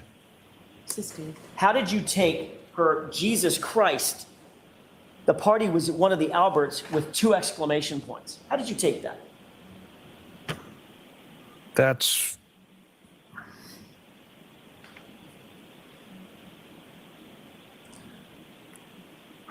the way I'm interpreting my sister's text messages was that surprised and shocked that this is where Mr. O'Keefe was found on the front lawn of that residence. Could it be, Jesus Christ, we know these people? Again, that's how I read that message. You don't deny, Trooper Proctor, that you were routinely disclosing to your sister pretty intimate details about the investigation, correct? I wouldn't say intimate. I'd say newsworthy stuff or just generic, nothing Well, too specific. newsworthy, would you have gone to the news at this point in the investigation? Would you have gone to the news and said, Julie and Chris were at the bar, I gotta go interview them? Objection. I'll allow that. Is that what you do, Trooper? No, I would not do that, sir. So it's not newsworthy. These were details, internal details about the investigation, weren't they? Yes, And you were sharing them with your sister, Courtney Proctor, correct? correct. And Courtney Proctor's best friend is Jillian Daniels, and one of her closest friends is Julie Albert, right? Correct. Then on February 1st, 2022, your sister texts you that she's actually meeting with Julie Albert, didn't she? Yes, And that was before you ever interviewed Julie, correct? yes, So it appears that Courtney was providing information to Julie of some sort before you were able to actually interview her. Is that right? Objection. Sustained. She was, well, let me ask it this way. You don't deny that Courtney was meeting with Julie before you interviewed her, correct? Correct. And you don't deny that you had been providing information about the case with Courtney before you interviewed Julie, correct? Provided information that Julie and Chris were at the waterfall and I needed to interview them. Yes, that's the information I shared. And who knows what you shared verbally, not in text messages, correct? Objection. Did you, we have text messages, Trooper Proctor. Did you share other information on phone calls with Courtney? No. So the only information we're to believe, you talk to her 5 to 6 times a day. The only information that you claim you shared with Courtney about the details of the investigation are contained in these texts, which we have. Objection. I'll let you answer that. Can you answer that? The information that I share with my sister contained within these texts, yes. You never discussed this case verbally, over the phone or in person with Courtney. On the phone, I'm sure there's been conversations that things that have been newsworthy items that have gone to the news. There's definitely been conversations in that regard. Then before you ever interviewed Julie, your sister informed you that Julie actually wanted to get you a gift for your participation on this case, correct? Yes.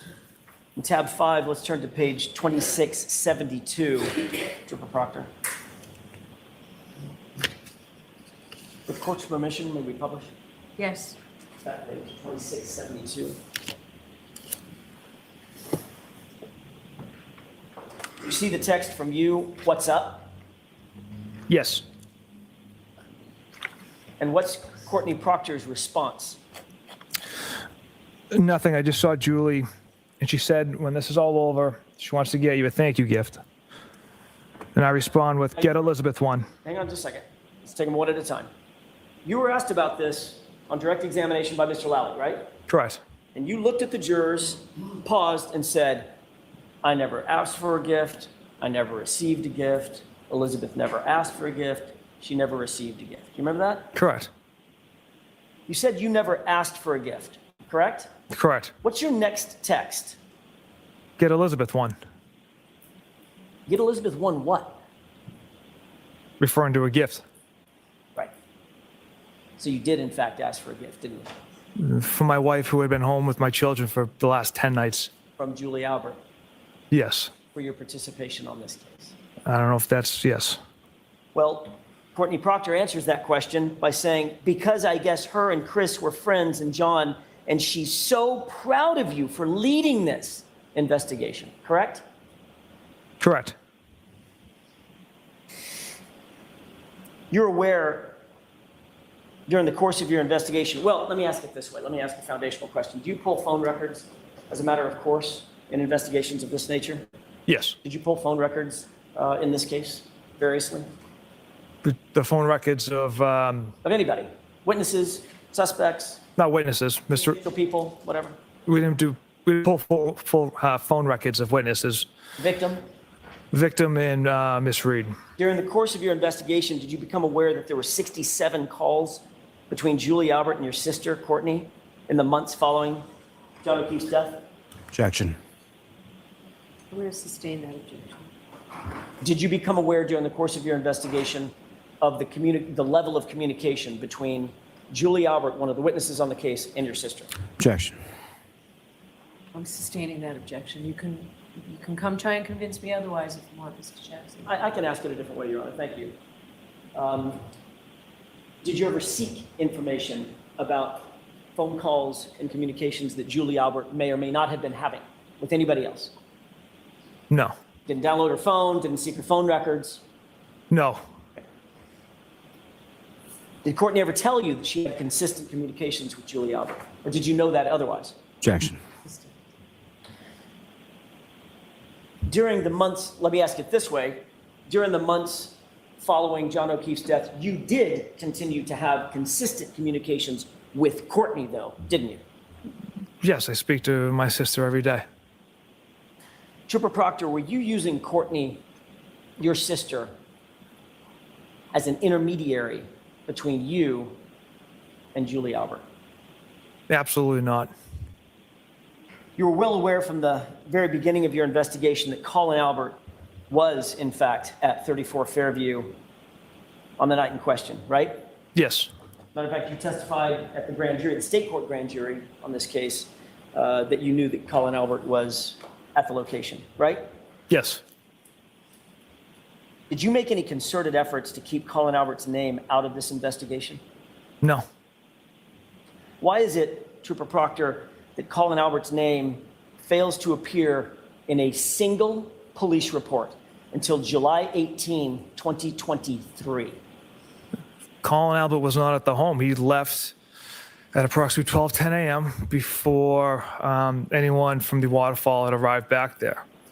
Let's look at, obviously, part of the job of an investigator is to be as complete and thorough as possible, correct? Yes. You don't just take someone's word for something. You look for corroborating evidence, don't you? Yes. Matter of fact, you wouldn't take a witness's word for almost anything in a reasonable investigation, would you? Objection. Would you? If- You can have that. If I find the witness to be credible and have no reason to lie, then yes, I would take their word. Would you try to support a witness's statement, or witnesses with an apostrophe, S apostrophe, their statements with corroborating evidence? Yeah, potentially. That corroborating evidence might be talking to other witnesses, right? Yes. It might be looking at cell phone data, correct? Correct. It might be looking at geolocation data, correct? Yes. If you're trying to find out where someone is, you might pull information from their phone concerning geolocation data, right? Yes. You might pull cell tower information, right? If there's a need for it. There's myriad ways that you can find out whether someone's telling the truth about where they were and when they were there, right? Right. Let's take a look at your handwritten notes from your interview with Juliana Nagel on October 5th, 2022. This should be tab 7. Proctor.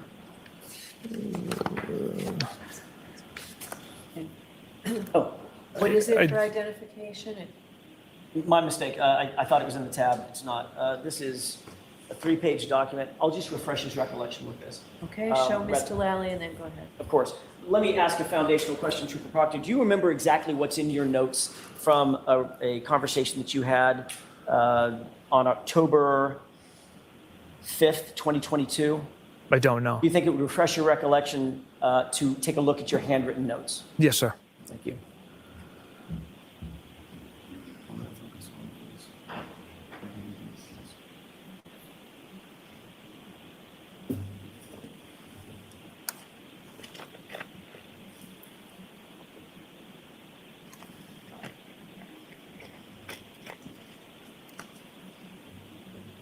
Take a look at that. And first, let me just ask you if that refreshes your recollection. It does, sir. Are those your notes, your handwritten notes from this, at least from partially from this investigation? Yes. Does that reflect your handwritten notes based on a conversation that you had with Juliana Nagel on or about October 5th, 2022?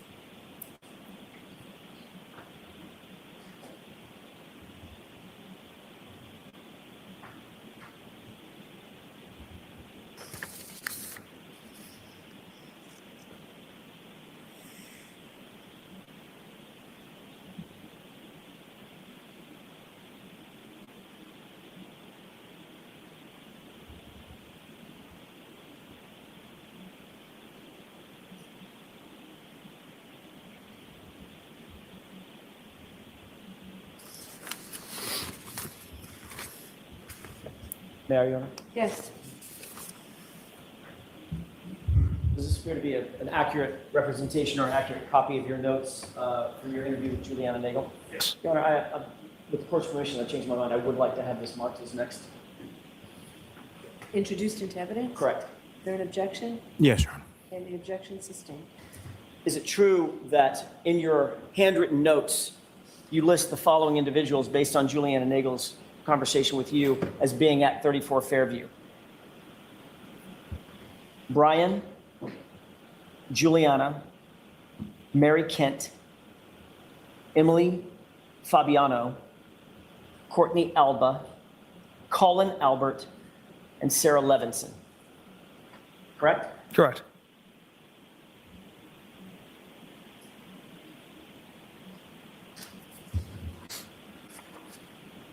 You then drafted a report memorializing your conversation with Juliana Nagel, correct? Yes. And that report is a formal memorialization of your interview based on your investigation, correct? Yes, a summary of the conversation for the interview. And that report is the thing that's turned over to the Commonwealth, correct? Yes. And the report is the thing that's entered into discovery and provided to the defense. Correct. And isn't it true that in that report,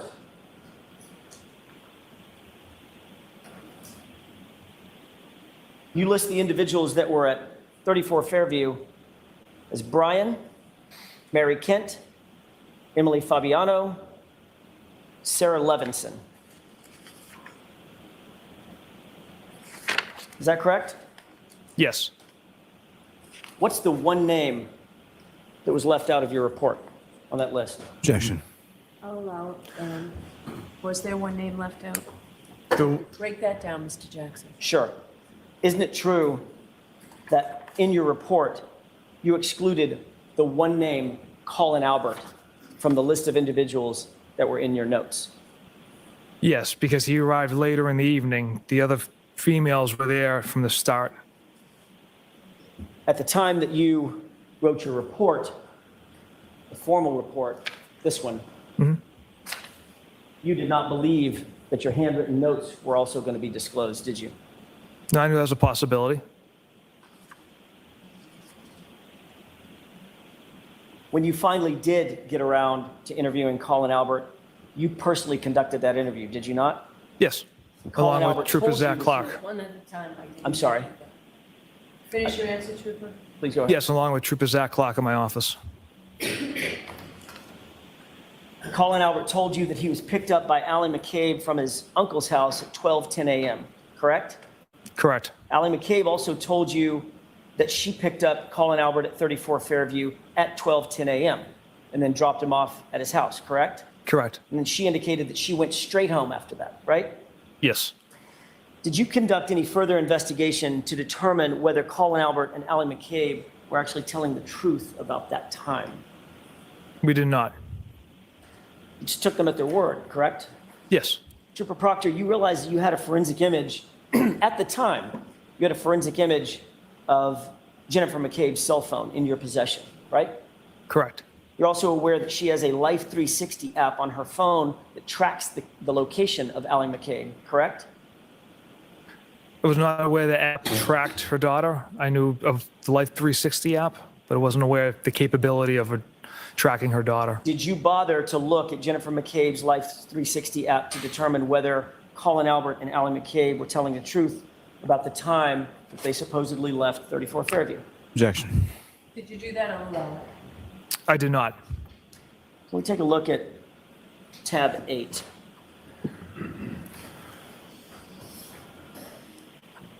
Do you recall looking at all at a Life 360 app or its data from Celebrate Report?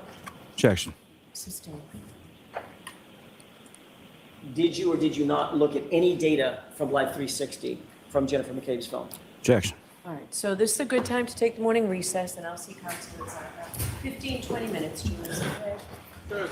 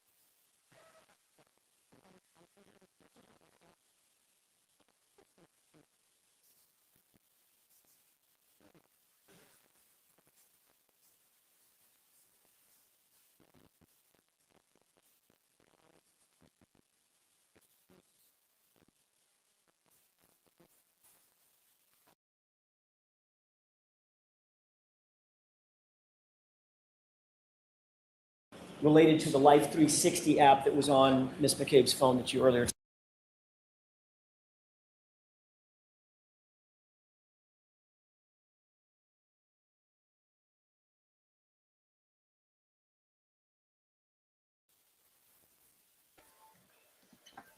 Okay, sorry guys, we're just skipping over the break. So we're getting started again here.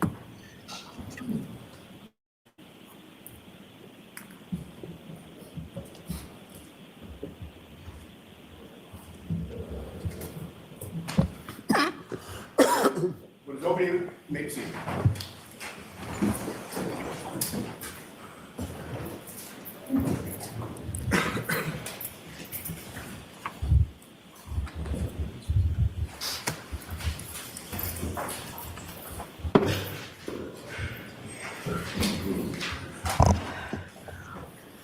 All right, Mr. Jackson, whenever you're ready. Thank you, Your Honor. Trooper Proctor, did you include in your investigative file any Celebrite report related to the Life 360 app that was on Ms. McCabe's phone that you earlier testified to? Trooper Garino was our cell phone expert, kind of handled that, so I'm not positive if that report, if he generated that report. Okay, so it goes without saying, I shouldn't say that because if it goes without saying, I shouldn't say it. Did you review a Life 360 report in an effort to determine whether or not Colin and Allie were telling the truth? No. You grew up in Canton, did you not? Yes. I don't want an address, but just generally as a crow flies, how close would you say you live from the Albert residence at the former Albert residence at 34 Fairview in Canton? 2-3 miles. How about from the McCabe residence? And again, don't give me any addresses. Maybe a mile. You know, given the fact that you grew up in Canton, that it's about a mile walk through some woods to get to Canton High School from 34 Fairview, correct? Yes. Did you have any Canton police officers canvass the area around the high school or filling stations around the high school, gas stations around the high school for video surveillance footage? No. Did you have any conversations with anybody from Canton about video surveillance concerning the high school and or surrounding gas stations? Yes. Who is that? It was Officer Galanis. Can you turn to tab 9, please?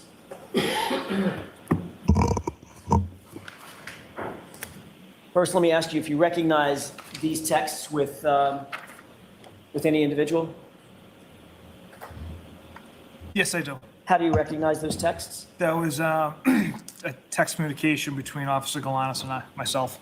Taking a look at those text communications, do you see the inclusive dates of those on the face sheet Yes, document? I do. What are those inclusive dates? First message sent, date and time, February 18th, 2022, 1:02 p.m. Last message sent, date and time, February 18th, 2022, 2:05 p.m. These are texts on a single day, correct? That's correct. If you would look at page 2623.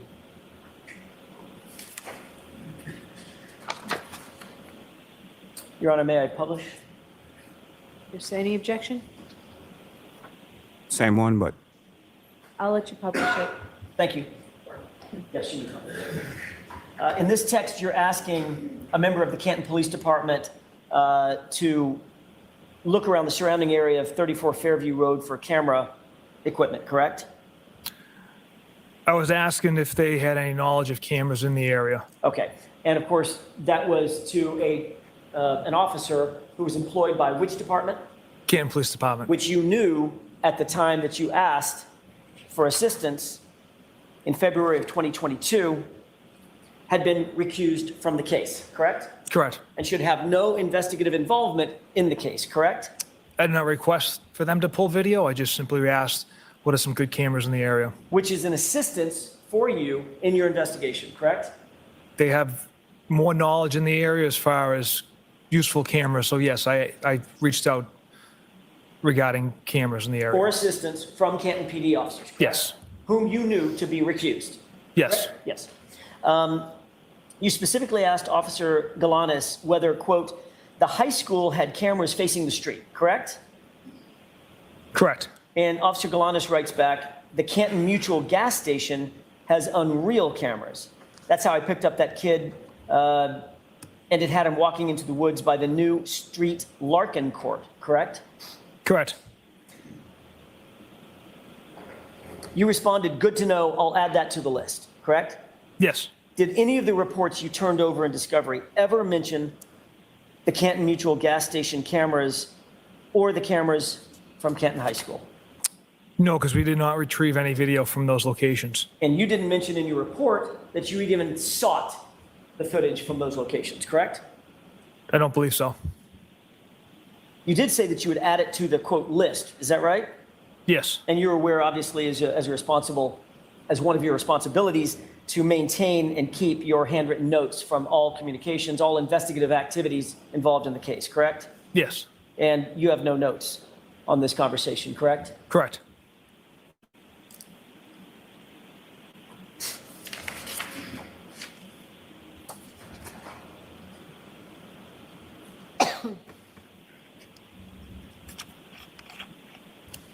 As the lead investigator, Trooper Proctor, you are responsible ultimately for deciding which witnesses will be interviewed and which witnesses will not be interviewed, correct? Like I mentioned yesterday or Monday, it's a collaborative effort within the office, so we bounce ideas off each other as far as what witnesses need to be interviewed, et cetera. So it's more of a group effort, a group decision. But as the case officer, you make some of the final decisions on who's going to be investigated, who's going to be interviewed, things of that nature, correct? Facilitate certain areas, yes.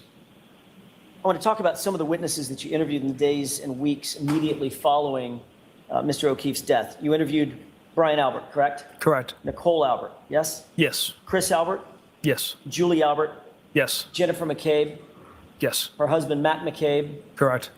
All those individuals are related in one way or another, either through marriage or otherwise, to each other, correct? Yes, that's my understanding. And you also interviewed Brian Higgins, is that right? Yes. I want to talk for a second about the individuals that you did not immediately choose to interview. Julie Nagel wasn't interviewed until October 2022, correct? Correct. That's 7 months after the incident, right? Correct. Sarah Levinson was not interviewed until October of 2022, also 7 months later, correct? Correct. Caitlin Albert was interviewed July 6th, 2023, correct? Yes. That's 16 months after the incident. Is that right? Correct. Brian Albert Jr., July 6th, 2023, right? Yes, sir. Allie McCabe, August of 2023, correct? Yes, sir. That's 18 months after the incident, correct? Correct. Heather Maxson, she was not interviewed until September 21st, 2023, 17 months later, correct? Correct. Or that's actually, my math is off, that's about 18 months later, is that right? Correct. Richard D'Antano, September 2nd, 2023, is that right? Yes. So you waited more than 18 months to interview him as well, is that right? Yes. And then Brian Loughran, snowplow driver, August 2023, 17 months after the incident, correct? Correct. I want to talk for a second about this last individual, Brian Loughran. He also goes by the name Lucky, is that right? Yes. Lucky Loughran.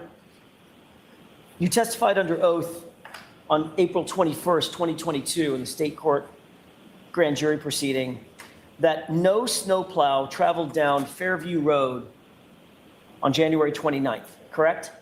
Correct. Why did you say that, Trooper Proctor?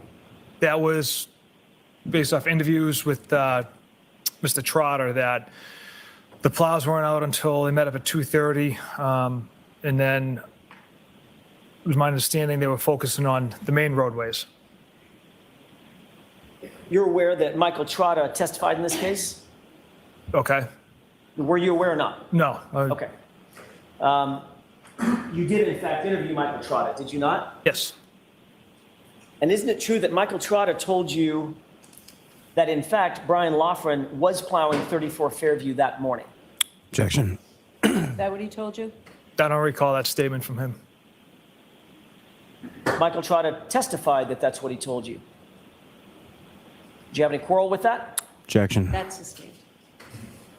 In reality, Trooper Proctor, you did not want to speak to anybody in the weeks and months following this incident who didn't fit your narrative, correct? Objection.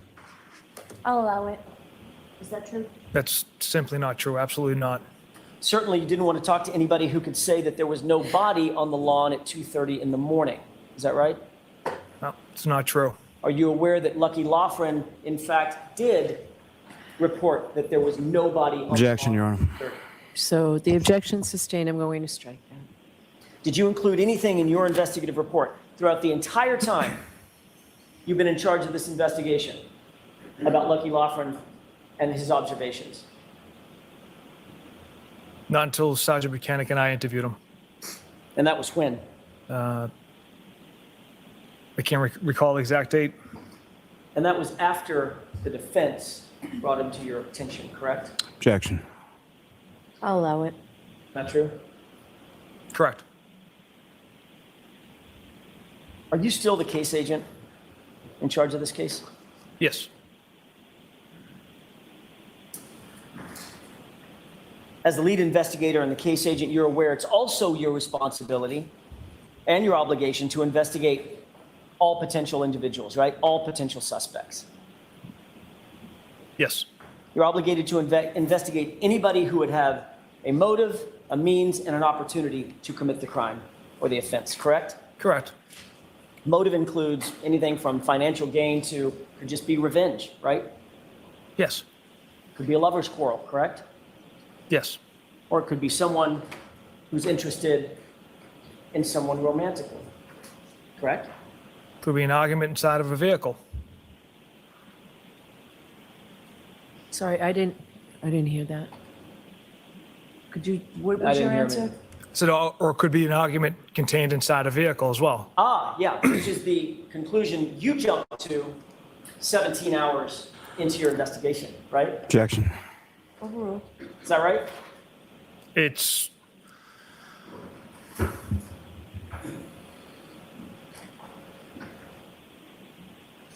something, evidence we have contained within cell phones reiterates that fact.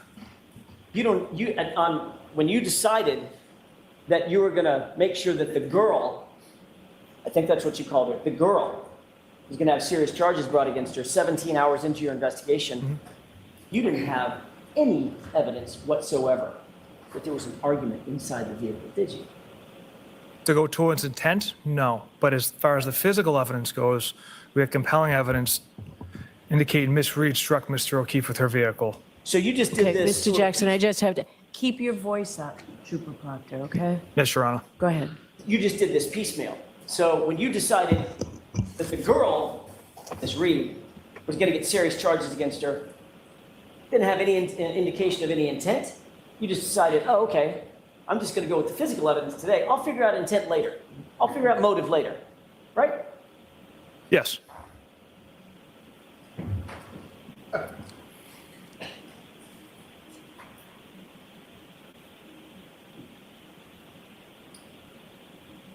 Motive, means, and opportunity. We've talked a little bit about motive. What about means? The physical ability to commit the crime, right? That's obviously important. Yes. And the opportunity. It's a physical proximity to the incident, correct? Or the Correct. physical ability to commit the crime, correct? Correct. Did you investigate all potential suspects who would have had the motive, means, and opportunity to kill John O'Keefe?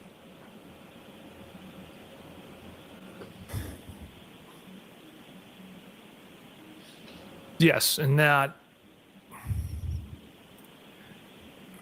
motive, means, factored in with the physical evidence pointed directly at Miss Reed.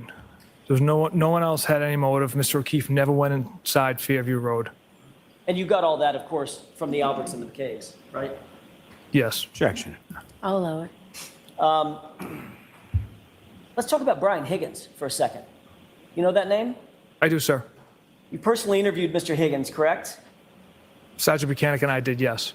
You keep adding other people into the interviews. I'm asking what you did, not what you and somebody else did. Did you personally interview Brian Higgins? Objection. I'll allow it. Yes, I did. He's a fellow law enforcement officer, and you knew that, right? Yes. He was a colleague of yours, correct? He worked in a different agency, yes. You waited until February 10th to conduct a pre-scheduled interview with Mr. Higgins, didn't you? Yes. And you interviewed him in the presence of his attorney, correct? Correct. He told you that he was engaged in a flirtatious relationship with Miss Reed. He did. As a matter of fact, he told you that he was engaged in a flirtatious relationship with Miss Reed over text messages, but on at least one occasion that resulted in a kiss, correct? Yes. And then he also told you that he had taken the liberty to extract certain conversations from his own cell phone, right? Correct. And he brought you a hard copy of those text messages, right? He did. And you knew that those text messages were messages that he curated to give to you, right? Yes. He's the one that made the determination of what was important, what was not important to give to you, his interviewer, right? Objection. Was that your understanding, Trooper? It was my understanding Mr. Higgins was being very forthcoming by providing those messages. It's not uncommon for witnesses to take screenshots or send us emails or send us text messages. So he just had a different means of producing text messages. Well, you were actually asked that question in a different proceeding, under different questioning, and you were asked whether or not in your career as a law enforcement officer has any person or witness ever brought a self-extraction of text messages to an in-person interview, correct? Objection. I'll allow it. Correct. Most And your answer was, civil. your answer was, Trooper Proctor, you had never experienced that in the history of your career, correct? Correct. So you became aware pretty early on that Mr. Higgins at least had a motive to want to visit harm on John O'Keefe, correct? Objection. I'll allow it. No, absolutely not. Well, you knew he had this flirtatious relationship with Karen Reed, is that right? Yes. You became aware that he ignored, you saw the text messages, you became aware that Karen Reed actually ignored text messages from Mr. Higgins while at the Waterfall Bar and Grill with John O'Keefe, correct? Objection. I'll allow it. Yes. And you're aware that at 12:20 a.m., Brian Higgins sent a text message to John O'Keefe, coaxing him to 34 Fairview, correct? Objection. I'll see you at sidebar on this.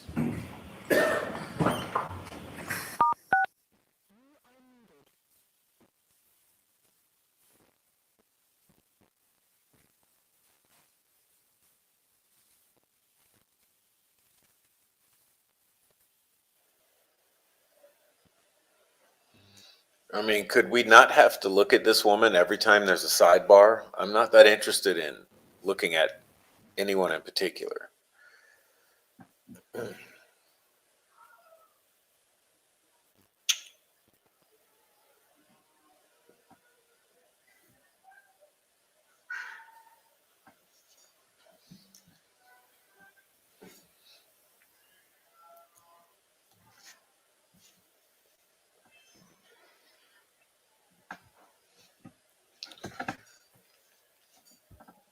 Yeah, did you see the latest today? There's the prosecution has put up a so-called expert to try and discount the Celebrite data that shows Jen McCabe's highly suspicious Google search at 2:27 a.m.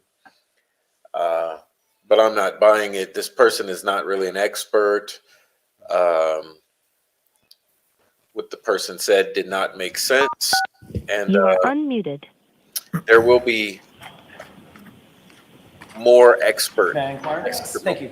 in regards You're to aware especially, that well, let's listen at back. 2:20 a.m., Brian Higgins sent a text message to John O'Keefe prompting him to go to 34 Fairview, correct? Objection. I'll allow that one. Go ahead. I don't recall that text. Do you recall a text from Brian Higgins to John O'Keefe after they left Waterfall? Where are you at? I don't recall that one either. You also recognized that Brian Higgins certainly had the means to commit the crime, correct? No, I don't. He's a big guy. Certainly had the physical ability. I mean, let me just do an aside. You guys don't find it fucking odd that all of these fucking boomers are up the entire night, 2, 3, 4, 5 a.m. Okay, the night this happened, they're all up, all hours of the night. All of these boomers. They're calling people, they're Googling, they're going here, they're going there, they're riding around here, they're riding there.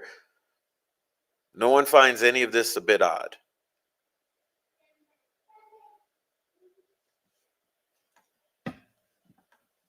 To get into a physical altercation with John O'Keefe, correct? Objection. I'll allow that. Just because he's a big guy doesn't mean doesn't have the means or the motive to hurt Mr. O'Keefe. I wouldn't ask They you were about friends. I wasn't asking about motive. I'm asking about means. Could he do it? Could he throw a punch? Knock a guy down, knock a guy out? I can't speak to his fighting ability, sir. Well, you've met him, right? That one interview, yes. Yeah, he's huge. Do you agree? Objection. Sustained. He's a big dude, right? Yeah, he's a big guy. Bigger than me, right? Yeah. Bigger than you. Yep. You knew that he was former military I did, yes. and is a trained ATF agent, federal agent, right? Yes. And you were in possession of video surveillance from the Waterfall Bar and Grill, correct? Yes. And literally in the minutes before John O'Keefe's death, you saw video surveillance of Brian Higgins and Brian Albert taking fighting stances with one another, correct? I interpreted that as horsing around. I didn't ask you how you interpreted it, Trooper Proctor. I asked you if you saw it. Objection. Sustained. Did you see it or not? I did. And what you saw was these guys taking fighting stances, correct? Objection. Is that what you saw? Playful fighting stances.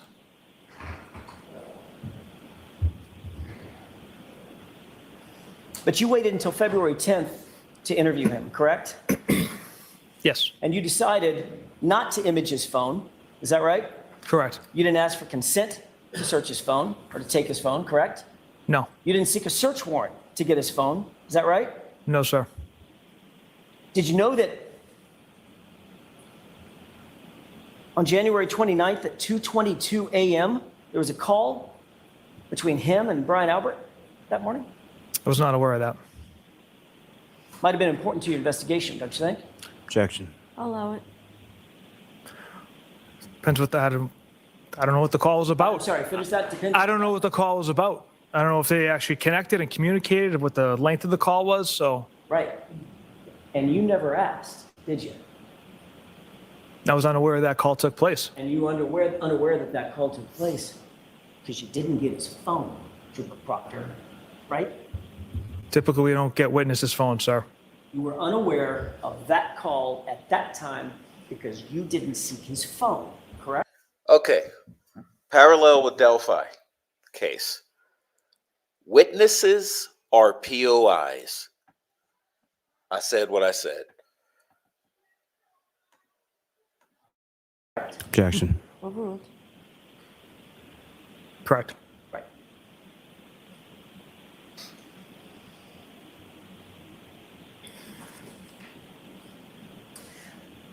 The medical examiner notified you on April 28th, 2022, that the manner of death, in her words, could not be determined. Is that right? Yes.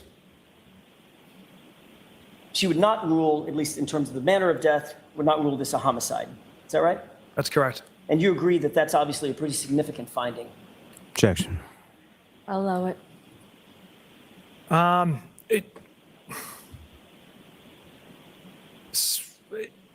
Her finding doesn't alter how we conduct our investigation, whether if it's undetermined or ruled a homicide.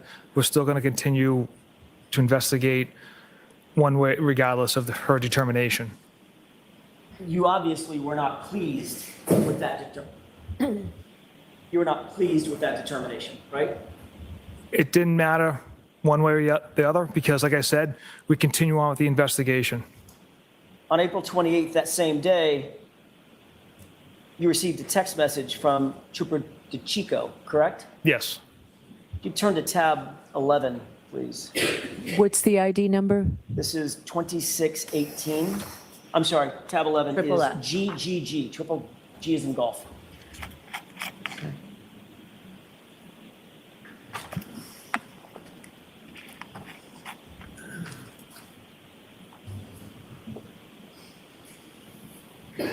May I, Your Honor? Yes. Do you have that in front of you, Trooper Proctor? I do, sir. You turn to page 2618. Do you see a text message received from Trooper DeChico with a photograph of the autopsy report?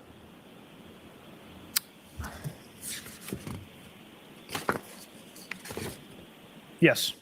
And that autopsy report indicates undetermined. Is that right? For manner, yes. In response, you wrote a text message to DeChico, correct? I did.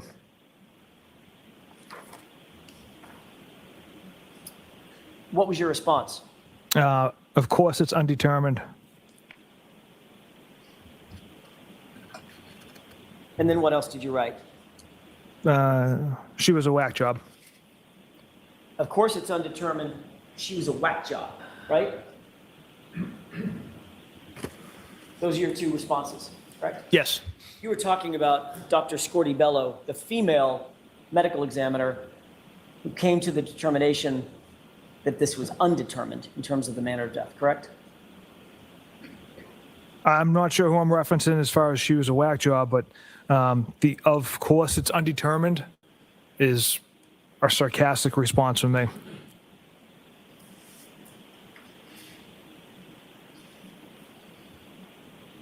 Have a moment, Your Honor. Sure.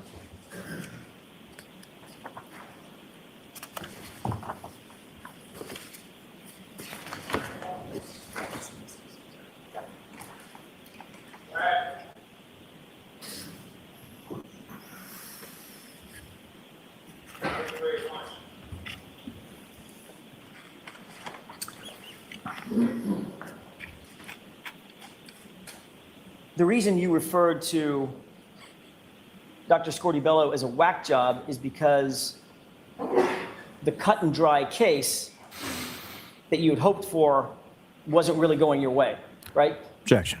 Sustained.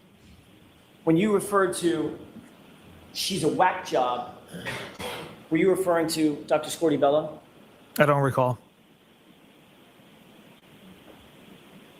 Were you displeased with the undetermined finding instead of a homicide finding because that was an obstacle in your investigation? Objection. You can break that down. Were you displeased about the undetermined finding? No. Would you have rather had a determined finding that it was a homicide?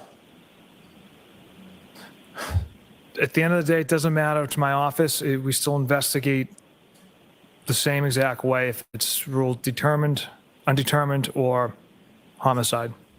Well, then why would you say, of course it's undetermined? She was a whack job, sarcastically. It was a sarcastic remark I made to Trooper DeChico. Right, which sort of suggests displeasure rather than the reverse, correct? Objection.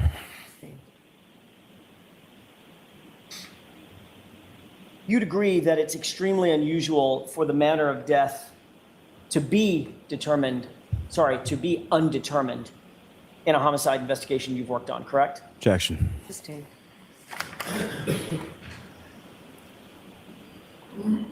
How many murder cases in the history of your career have you worked on in which the medical examiner made the determination that the manner of death could not be determined? Objection. I'm going to allow that.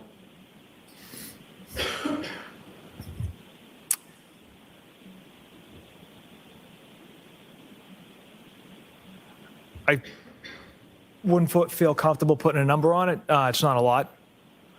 I couldn't ballpark it for you, but I know it's not a lot. Well, Trooper Proctor, you were asked this exact question in February of 2024 at another proceeding. Mm-hmm. And you indicated that you had never seen it in your entire career, correct?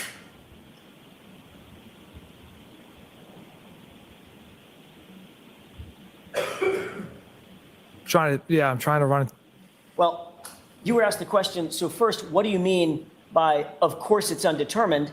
And your answer was, I said it at the time, it was kind of like, not like figuratively, of course, And of course, like, I had never really seen that before in a homicide, end quote.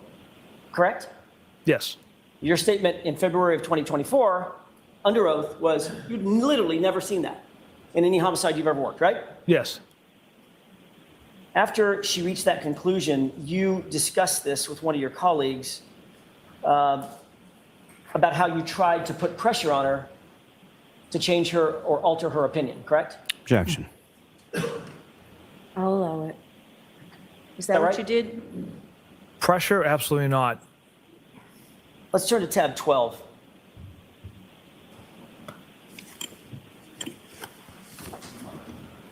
What's this for identification? This one, I'm just checking. This is HHH as in hotel.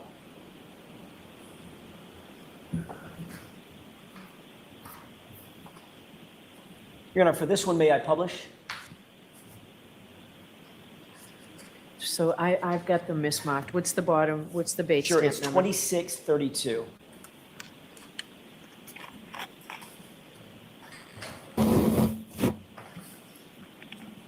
Why don't you come to sidebar for I'm a sorry, minute, it's, please? the face page is 2628. Maybe that helps. Okay, Got okay. it? Within that packet, we'll turn to 2632. Okay.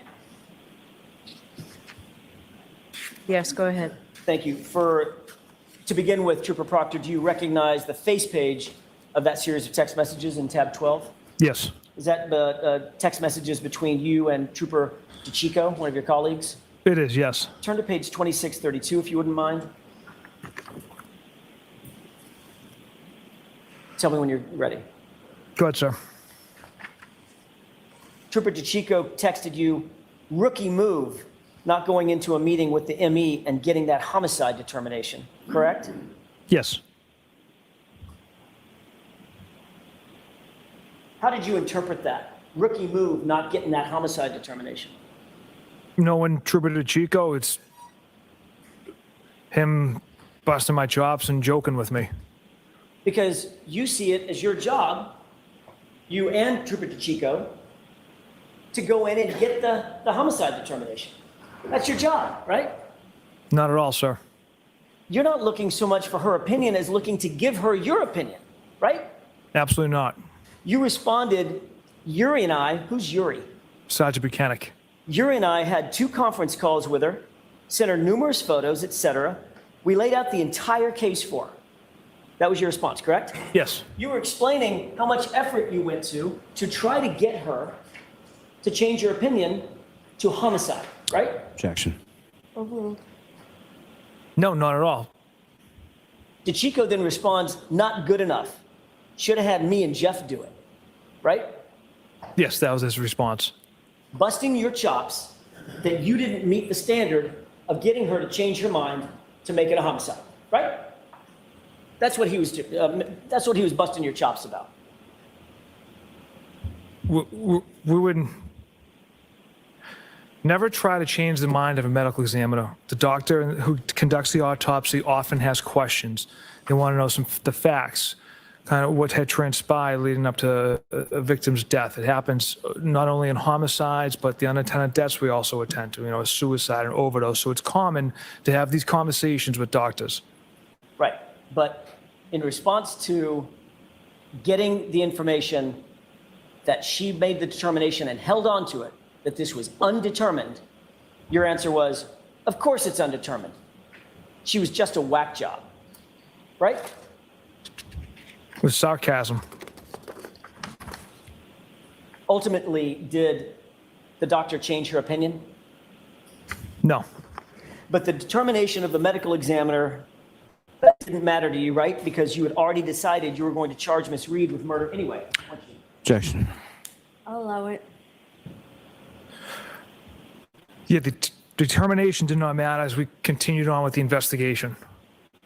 Notwithstanding the medical findings in the case, correct? That it was not determined to be a homicide, right? Considering the manner, but And that's because even though in the words of the prior group chat that this whole thing stinks, you were going to make it cut and dry by putting it on the girl, putting serious charges on the girl, notwithstanding what the medical examiner said, right? Objection. Sustained.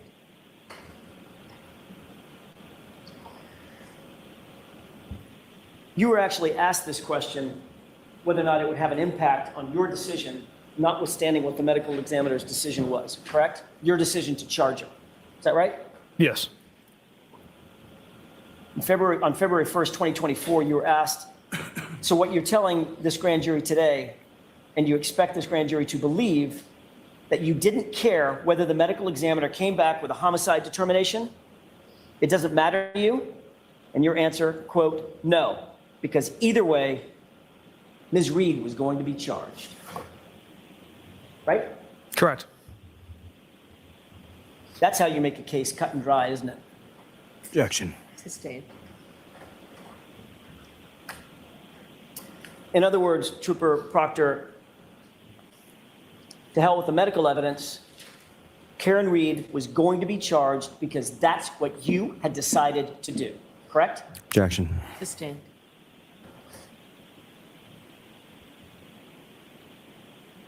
I want to change gears for a second and ask you about some electronic data, specifically as it pertains to Jennifer McCabe. You're aware that Jennifer McCabe deleted texts and calls from her phone before she turned it over to you? Objection. I'll allow that. Are you aware of that? I'm not aware of that. Are you aware that there were texts and calls missing from her phone before having that phone turned over to you? I'm not aware of that. Did you look at the extraction report, the Celebrite extraction report from her phone? I have, yes. And you didn't see the columns marked deleted, deleted, deleted, deleted? No, I'm not that area, no. No, I'm sorry, I didn't hear you. Not that area, Not that area, meaning? no. What does that mean? I don't know what you mean by not that area. I went through the Celebrite report, but clearly I didn't review that tab. So as you sit here, you're unaware of whether or not multiple texts and multiple phone calls were deleted from her phone that you have in your possession? Objection. I'll allow it. Yeah, I'm not aware right now, sir.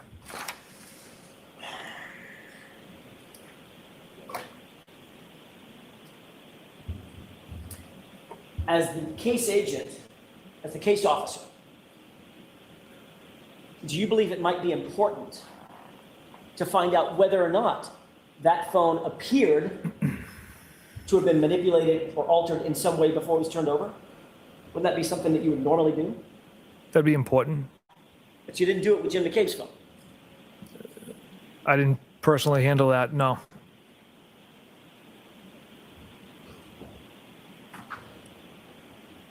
Did you ever seize Nicole Albert's phone? No, Did you ever seize Brian Albert's phone? no, Colin Albert's? no, Chris Albert's? no, Julie Albert's? no.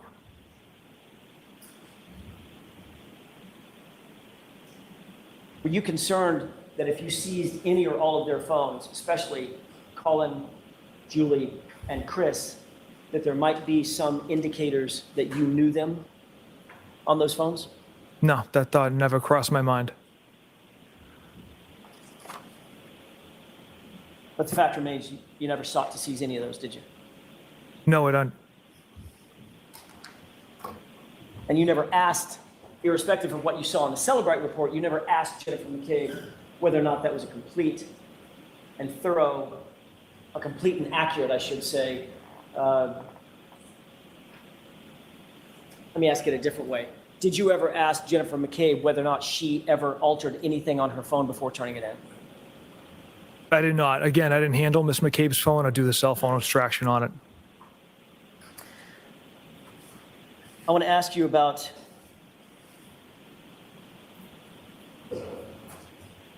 another issue concerning a potential conflict of interest. You were well aware that Canton PD was supposed to be, we've talked about this at some length, conflicted off the case as of January 29th, 2022, right? Correct. And you even put it in that text message, nah, Cat, it's total opposite. They have to recuse themselves, BPD. Same with Canton, right? Yes, Those are your words on January 29th, right?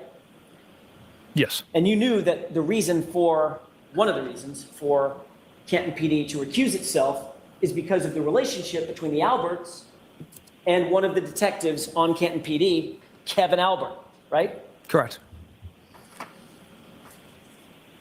You knew that Kevin Albert was the primary source of the conflict, correct? Yes. And you knew that he, above everybody else, should be completely removed from any contact with the investigation or the investigators, right? Correct. Yet when you wanted to coordinate witnesses for interviews in this case, who'd you turn to? I texted Kevin Albert to see if he could secure a conference room for us to conduct interviews at the station. The same Kevin Albert to help coordinate these witness interviews, who's the brother of Brian Albert, right? Yes.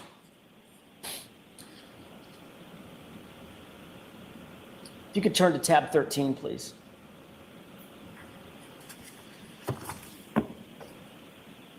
Your Honor, for the court's edification, it should be III, All right, thank you. then India.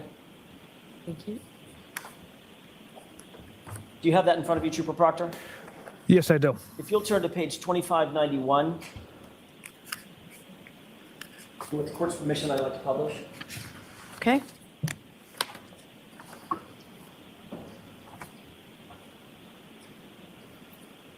Can you see that on January 30th, 2022, at about 11:55 a.m., Kevin Albert texts you on your personal cell phone, Paul G. is reviewing the reports now. Steve Seraph is here if you need to interview him, and we can call Stephen Mullaney in as well, end quote. You see that? Yes. Who's Paul G? Lieutenant Paul Gallagher.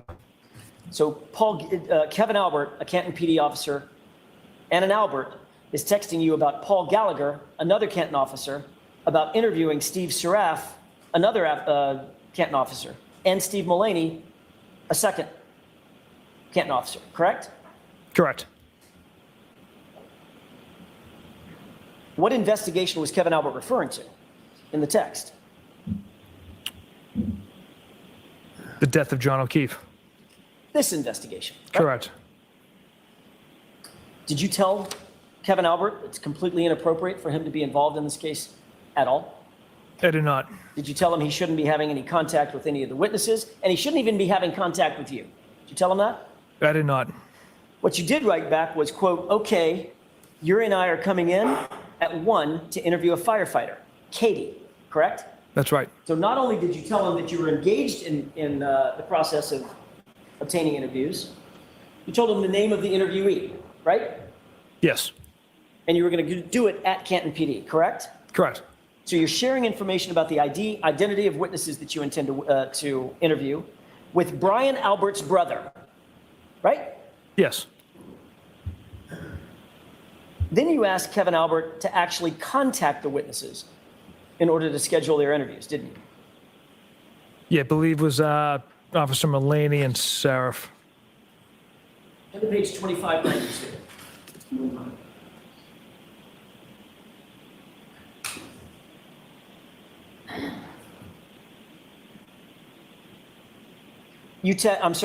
Kevin Albert texts, okay, so I'll get Mullaney in as well. You interviewing her here? And you respond, yeah, if we can line them up for 1:30 and 2, that would be great, correct? Yes. So you were leaving it up to Kevin Albert to contact and coordinate with the witnesses that you intended to interview at Canton PD, correct? Objection. I'll allow it. Correct. You then answered anytime in the ballpark. I'm sorry, yes, you answered anytime in the ballpark, then you went on and said from 1:30 on, correct? Yes. Kevin Albert then says, okay, sounds good.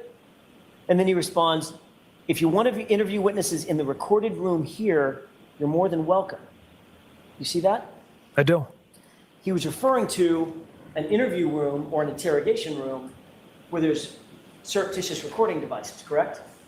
Yes. That's to help facilitate memorializing interviews that police officers want to take with any witness in a crime, right? Correct.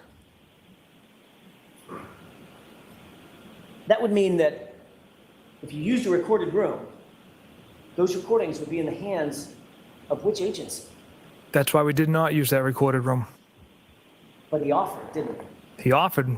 We did not use it. Did you see that as a problem? That he offered? Yeah. No, I don't, sir. You see that as a problem because he might, I don't know, take some of those interviews and forward them to his brother? Objection. Sustained. You can ask it differently, Mr. Jackson. Were you concerned that Kevin Albert was offering to utilize Canton's recording programs, facility, in order to get access to what the witnesses were saying so that he could then forward that or tell his brother? No, Never crossed your mind? never.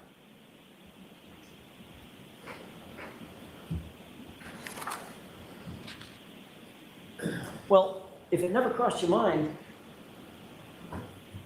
why didn't you go ahead and use the recording you were doing? Typically don't record our interviews. That's not what you said a second ago. You said the reason we didn't use the recording room is because of the obvious possibility that Kevin Albert and Canton PD could have access to the recordings. Objection. Sustained. Didn't you say that's why we didn't use it? That No, was your answer, right? no, What did you say? that we didn't use it. You, Right. When I said, if you made a recording, it would be in the hands of which agency?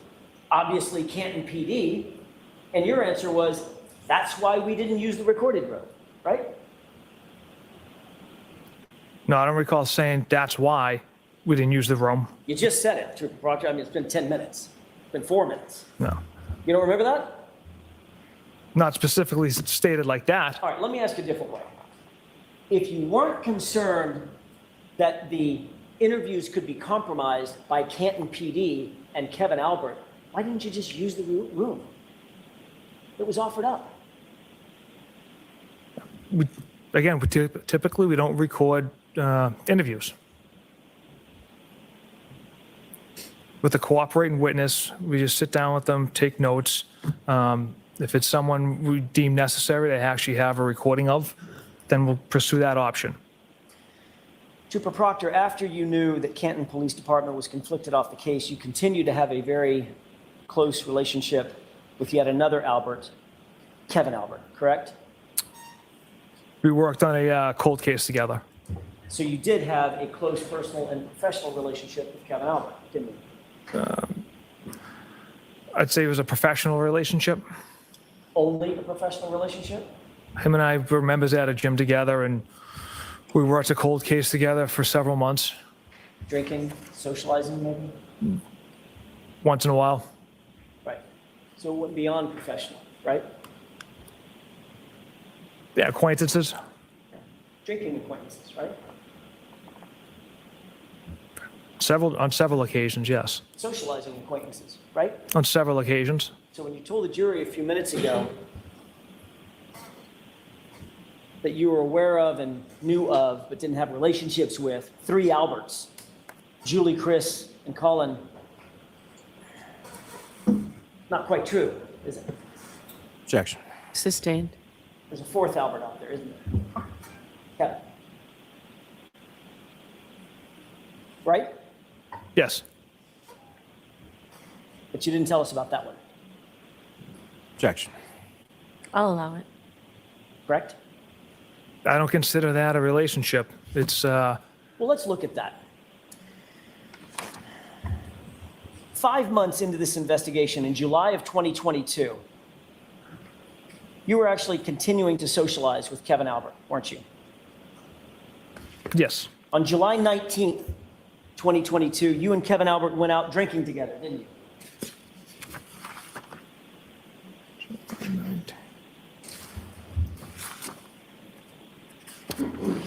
Trooper Proctor, I'm not asking to look for anything in the binder at this point. I'm asking for your memory. I don't recall that. You don't recall the date, or you don't recall July 19th, 2022. you don't recall the drinking? The date itself, sir. Why don't we turn to tab 13? Yes, sir. Do I have a number or a letter? We're still in tab 13. Are we still in tab 13? All right, so what page, Mr. Jackson? Page 2602.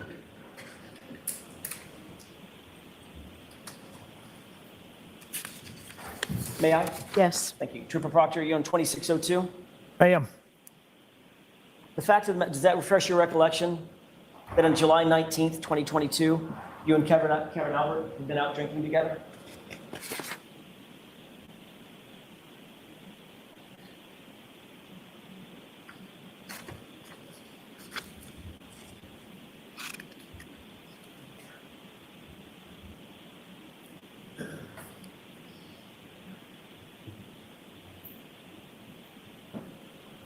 It does. In fact, the two of you got so drunk that Kevin Albert left his badge in your cruiser and couldn't find his gun the next morning, right? Objection. Overruled. I can't speak to any level of intoxication, but I don't recall either of us being intoxicated. Got it. So, isn't it true that on 7/20, July 20th, 2022, the day after, at 8:39 in the morning, you texted Kevin Albert, quote, "Found your badge in my cruiser this morning," end quote, correct? Yes. Then you texted him, "I can leave it in my locker at the gym, drop it off at your station, or leave it in my mailbox," correct? Correct. Kevin Albert responds, "My mailbox. Did I take my gun?" And then included a wince face emoji, correct? Correct. So the fact of the matter is, you two got so drunk that he couldn't find his badge and had to ask you the next morning where his gun was, right? Again, I can't speak to any level of intoxication, whether he just forgot it, I don't I'm know. not asking you about his BAC, Trooper Proctor. I'm asking, have you seen drunk people before? Yes. You've been drunk before. Yes, I have, sir. We've all been drunk before, right? Yes. Was he drunk? Were you drunk that night? I don't recall. It was a long time ago. But he left his badge in your cruiser after a night of drinking. Isn't that right? Yes. Which means you were drinking and driving in your cruiser.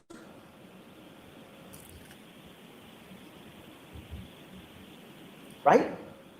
From what I remember, we were down the Cape working on the cold case together and stopped for dinner, had a few beers, and then dropped him off.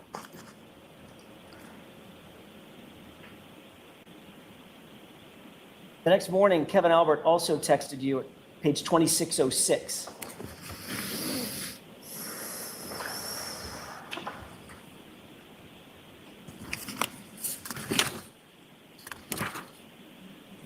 Starting with "It's bad." Tell me when you see that. Okay, see it. You know what I may publish? Yes. 2606, please. Kevin Albert responded, "It's bad!"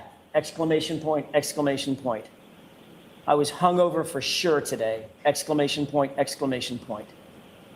"Couple tonight to make me feel good." End quote. Correct? Correct. You can take that down. Does that refresh your recollection that the two of you had been out drinking the night before? He got so drunk that he couldn't find his badge and he couldn't even find his gun.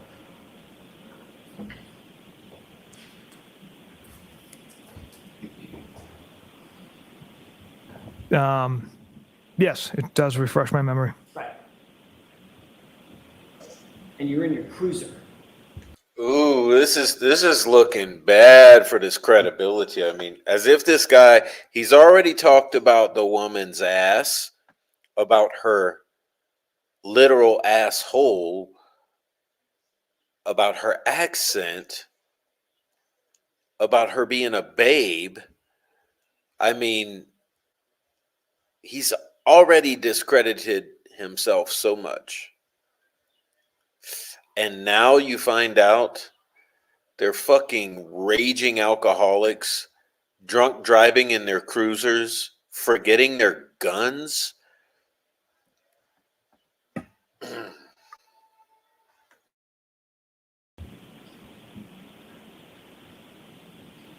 Right? Yes, sir. And this is with Brian Albert's brother, Trooper Proctor. Correct.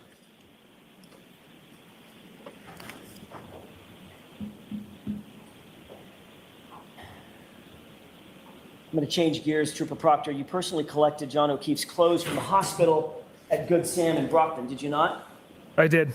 I'd like to.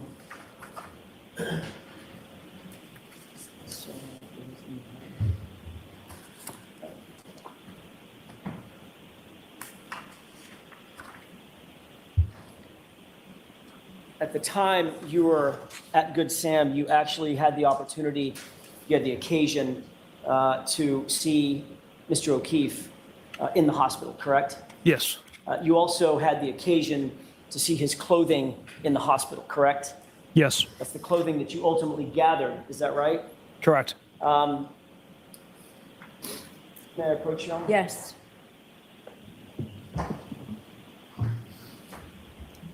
I mean, no matter how close you shave your head, this shit's Look at bad. that. It's Tell me if you recognize it. shaving I do. your head, Photograph of you. I'm sorry, it's not of you, but do you see your legs in that photograph? putting on a Yes, Okay, and you also see the legs of Mr. O'Keefe on the hospital gurney, correct? I do. And you see a pile of cleaning yourself all up. It does not clean up this shit. And no matter how much you think that the jury's going to look at you and see a respectable, shiny cop, they ain't. They're seeing a piece of shit behind a badge. clothes there. Correct. Your Honor, if I can have this marked and admitted. Objection? No, Your Honor. Okay. Exhibit 568. 568? Yes, sir. Thank you. Thank you.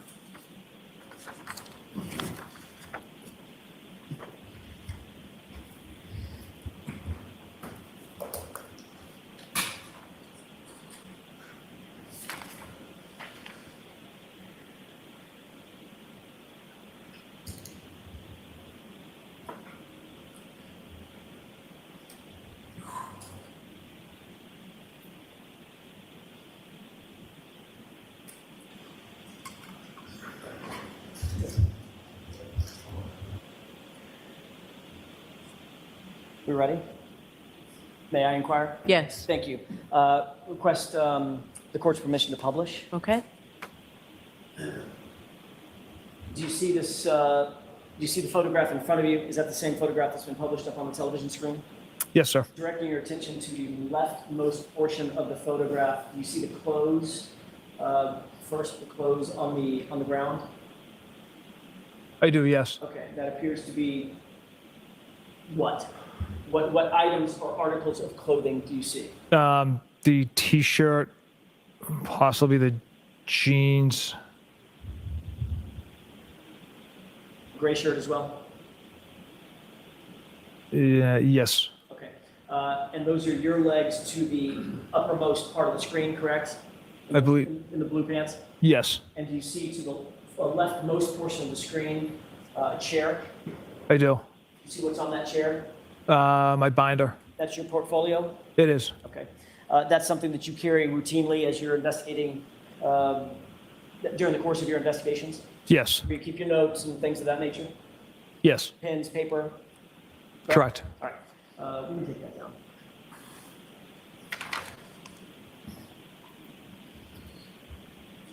You indicated that you took possession of those clothing items from Good Samaritan Hospital, correct? Correct. You bagged them? Bagged, B-A-G-G-E-D, bagged them? Correct? Yes. And then what did you do with them after that? We secured them in Sergeant Buchanan's pickup truck. And then what happened to them after they were secured in his pickup truck? We traveled to Dighton to Mr. Reed's house. Once you ultimately got back, I don't want to have to take you through the entire, everybody knows where you went. Okay. Sergeant Buchanan's already testified. You get back to Canton at some point, correct? Yes. Ultimately, were the clothes transported into the your facility Yes. at the DA's office? Correct. Okay. What did you do with them after that? We brought them to the evidence processing. I'm going to ask you what you did, not what we did, what you did. Sergeant Buchanan and I brought them to the evidence processing area, laid out butcher paper, so the clothes could dry, put them on there in that area. And then I brought 2 cell phones to Trooper Garino so he could try to attempt to extract the phones. What did you do with the clothing after it was dried out? So the next day, Trooper DeChico arrived and brought them into the permanent evidence area where only him and another trooper in my office have access to. So they were secured from that at that point. So you didn't book them into evidence? I did not know. When they're booked into evidence, there's supposed to be a log of that, correct? I'm sorry? There's supposed to be a log of that when they're booked into evidence, correct? Yes. You're the case officer on the case. One of your responsibilities is to make sure that chain of custody is maintained throughout the entirety of the investigation, all the way up to a courtroom, correct? Yes. Where's the log of those items being booked into evidence? There was a chain of custody from when they entered the DA's office, and then when Trooper DeChico created a label for them, but also put them in a secure facility. Can you show me where that is? I'm not the evidence officer. I don't have that. I see. So you didn't bring a log with you of any sort concerning the chain of custody of these items, correct? No. As a matter of fact, the reason you didn't bring that chain of custody log is because none exists. Isn't that right? Objection. Sustained, ask it differently. Does a physical log exist starting from January 29th, 2022 to today? Yes. Where's that physical log, sir?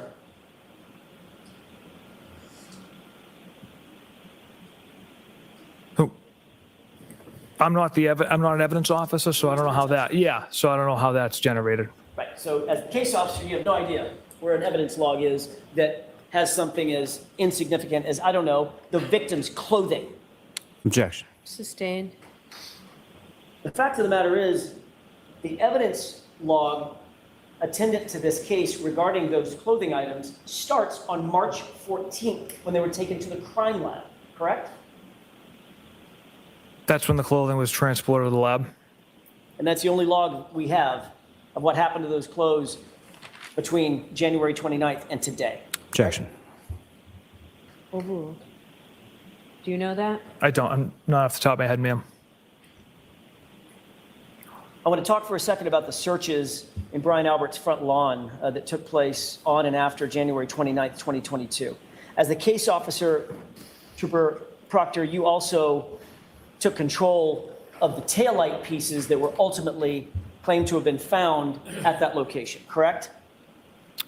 Not in all searches.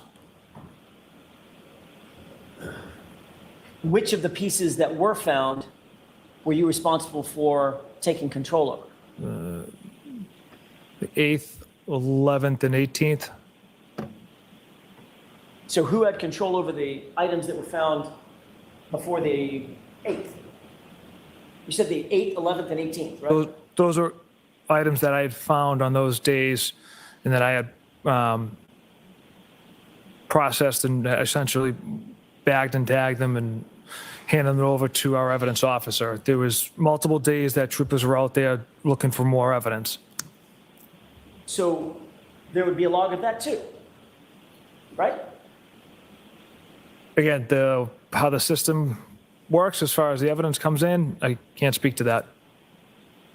So you have no idea what the chain of custody of any of these items are, the clothing or the taillight material, from January 29th until March 14th, when the evidence log starts. Is that what you're saying? Objection. I'll allow it. There is a log. I mean, it's in our system where labels are created, and it generates the time and date that a label is created, and then it shows that it's at our office in a secured facility, and then it was brought to the lab on the 14th. Well, what happens if the label is created and it says something like, I don't know, February 4th? What happens to the items before February 4th? They were stored in a secured facility, or a secured room. Says who? Where's the log? Objection. Sustained. Is there a log of that? Not to my knowledge.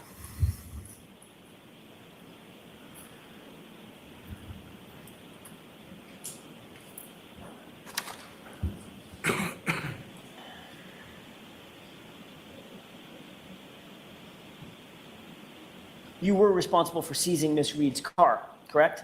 Yes. And you originally claimed that that seizure took place at 5:30 p.m. Is that right? Correct. You signed numerous affidavits under oath claiming that you did not seize Miss Reed's vehicle until 5:30 p.m. on January 29, 2022, right? Correct. At the time that you seized Miss Reed's vehicle, you were unaware that there was alarm.com surveillance footage of the area from which the car was seized, correct? Correct.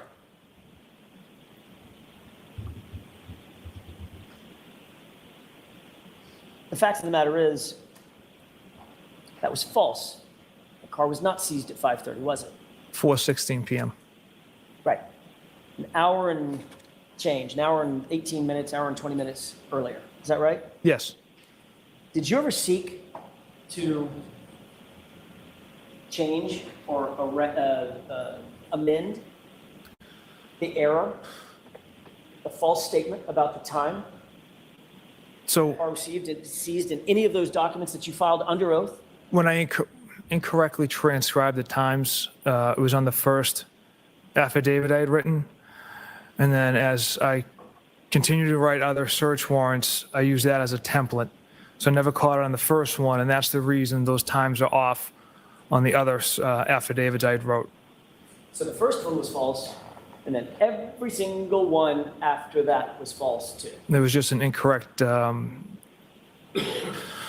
transcription of time. An incorrect transcription of the time. Would Yes. you call that, I don't know, a Scrivener's error? Objection. Ask it differently. Sure. Was it a typo? Yes. It was a typo. So you got the 4 wrong, you got the 1 wrong, and you got the 6 wrong. And those turned into 5 and 3 and 0, right? They were typos, sir. Okay.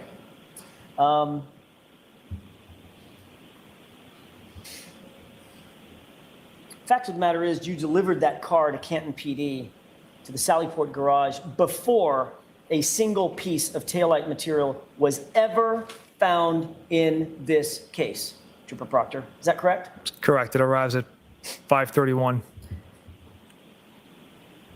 And you also towed it to the Canton Police Department because that was conveniently close to the location at 34 Fairview, to the crime scene, right? That was not my decision. Whose decision was it? I don't recall. I know that Well, you're the case officer. I wouldn't. Who decides? It wasn't my decision. I did not make that call, sir. So who are we pointing the finger at? Was it Sergeant Buchanan? Objection. Ask it differently, Mr. Sure. Jackson. Was it Sergeant Buchanan who made that decision to transport it to Canton?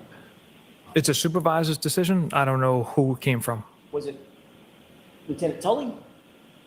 Again, I don't know who it came from. So you were just following orders. Yes. Got it.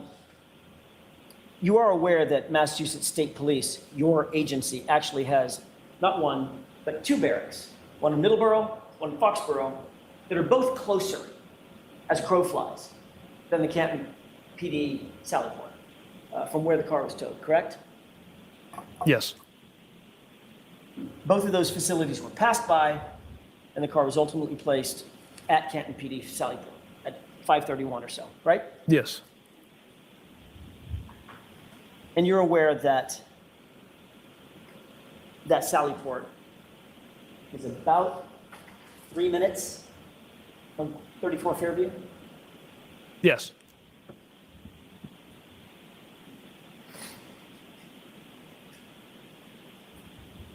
May I have just a moment, Your Honor? Yes.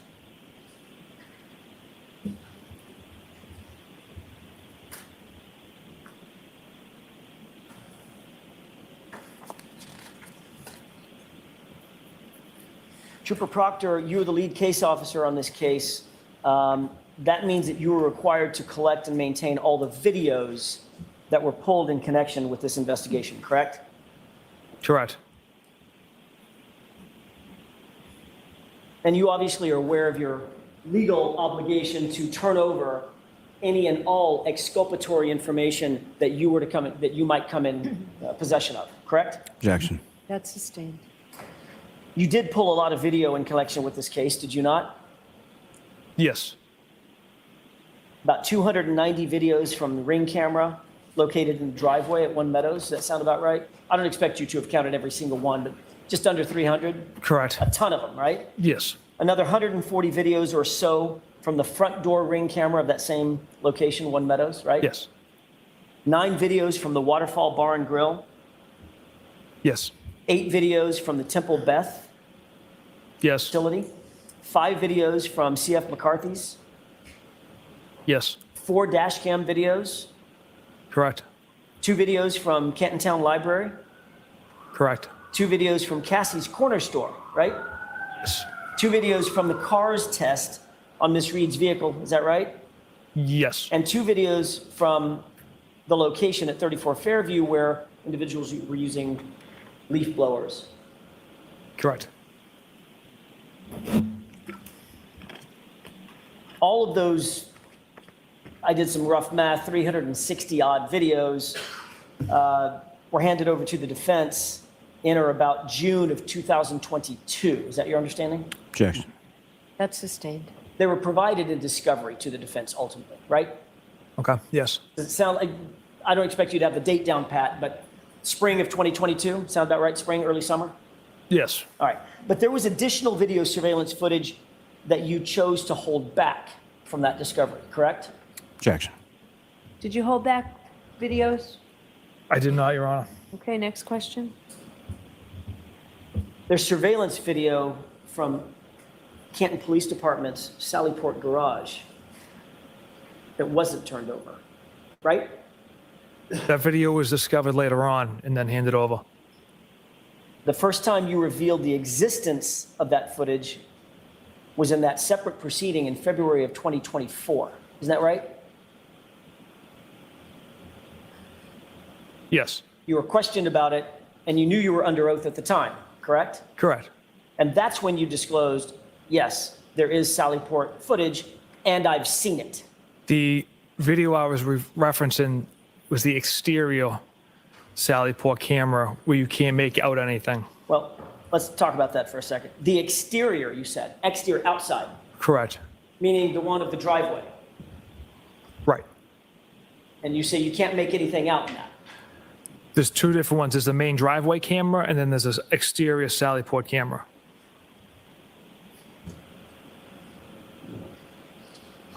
You were asked about this set of videos at that other hearing, right? Yes. Some, And you indicated at the time that there was one grainy video, looked sort of mainly black and grainy, yes.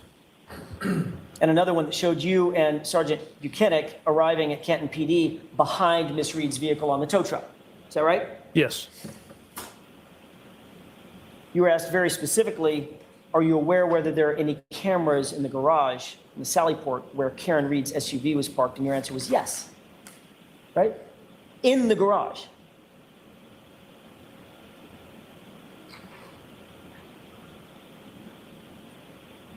Yeah, I don't recall. Do you recall being asked that question? No. I can repeat it if you wish. Yeah, please. Question, are you aware of whether there are any cameras in the garage or Sallyport where Karen Reed's SUV was parked? Answer, yes. Okay. And then you answered, have you reviewed the video footage of that garage? Answer, I saw one very grainy video and then another of Sergeant Buchanan and I arriving in the main entrance around 5:30 following the vehicle, period. You remember that answer? Yes. That clearly was an answer to the question, did you see video of the interior of the garage, right? Objection. Sustained, ask it differently. Were you answering a question about video inside the garage? No, I was answering the question about what video I observed, and it was exterior video that I observed. Although the answer to the question was cameras in the garage or Sallyport. That was the question. If I was aware of any. And your answer was yes.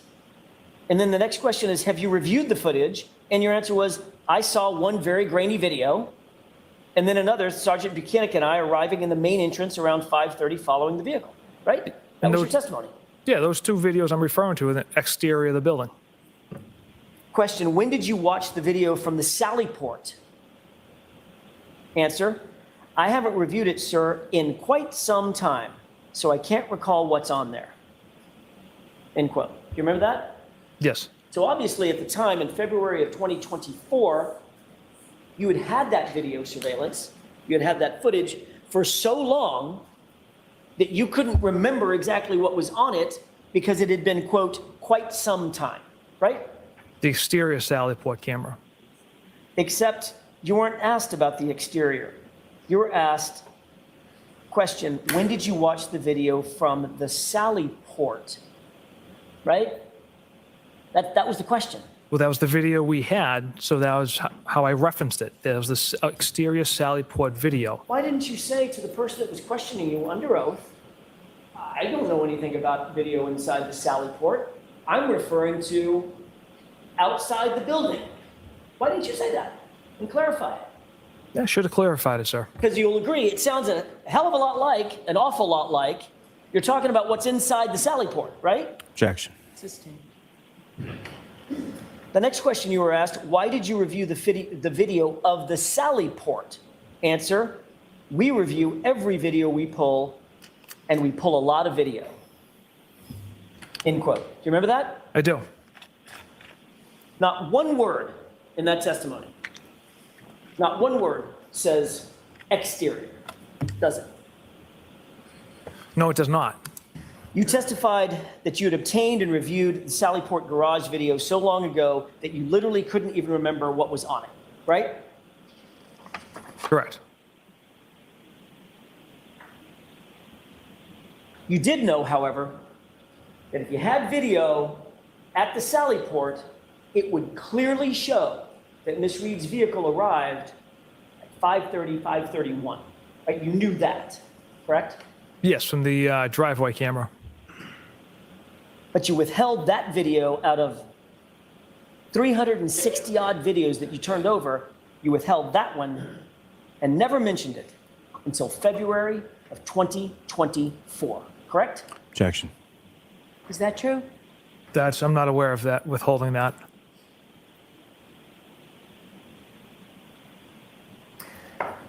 On April 4th, 2024, it's getting late. On April 4th, 2024, you turned over one video from the interior of the Sally Port garage, correct? Yes, sir. The interior, not the exterior, right? Correct. And that, remarkably enough, was a grainy video, right? Yes. And that video is missing the precise time that that vehicle was delivered to the Sally Port, correct? Objection. Was it? I'll allow it. I don't recall. It's missing 42 minutes at the beginning, and it jumps from 5:08 p.m. to 5:50 p.m., correct? Objection. Sustained. Have you reviewed the video? Yes. Did you see that the timestamp jumps from 5:08 to 5:50? Objection. Sustained. Your Honor, how's it? I'll see you at sidebar if you want. Okay, please.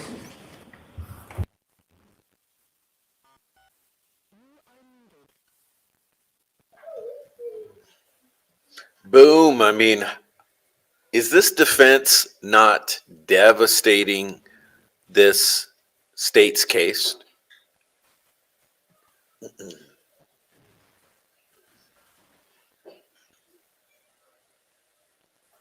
I mean, it's... See, this is why Delphi will not be televised. The revolution will not be televised.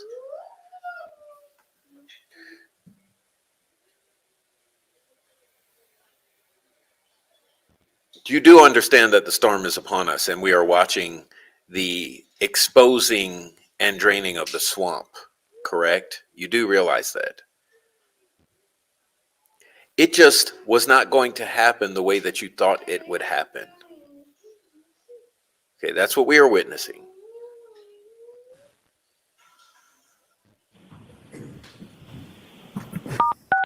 You are unmuted. Ma'am? Yes. Thank you. You've reviewed the video, the grainy video, correct? Yes. And that's from a camera perspective that would show, or that does show, the right rear area of the SUV after it's pulled in, correct? Yes. Did you note that the time jumps from 5:08 to about 5:50 at the beginning of the video? Yeah, I observed a jump in video. And that was about 42 minutes, correct? Approximately, yes.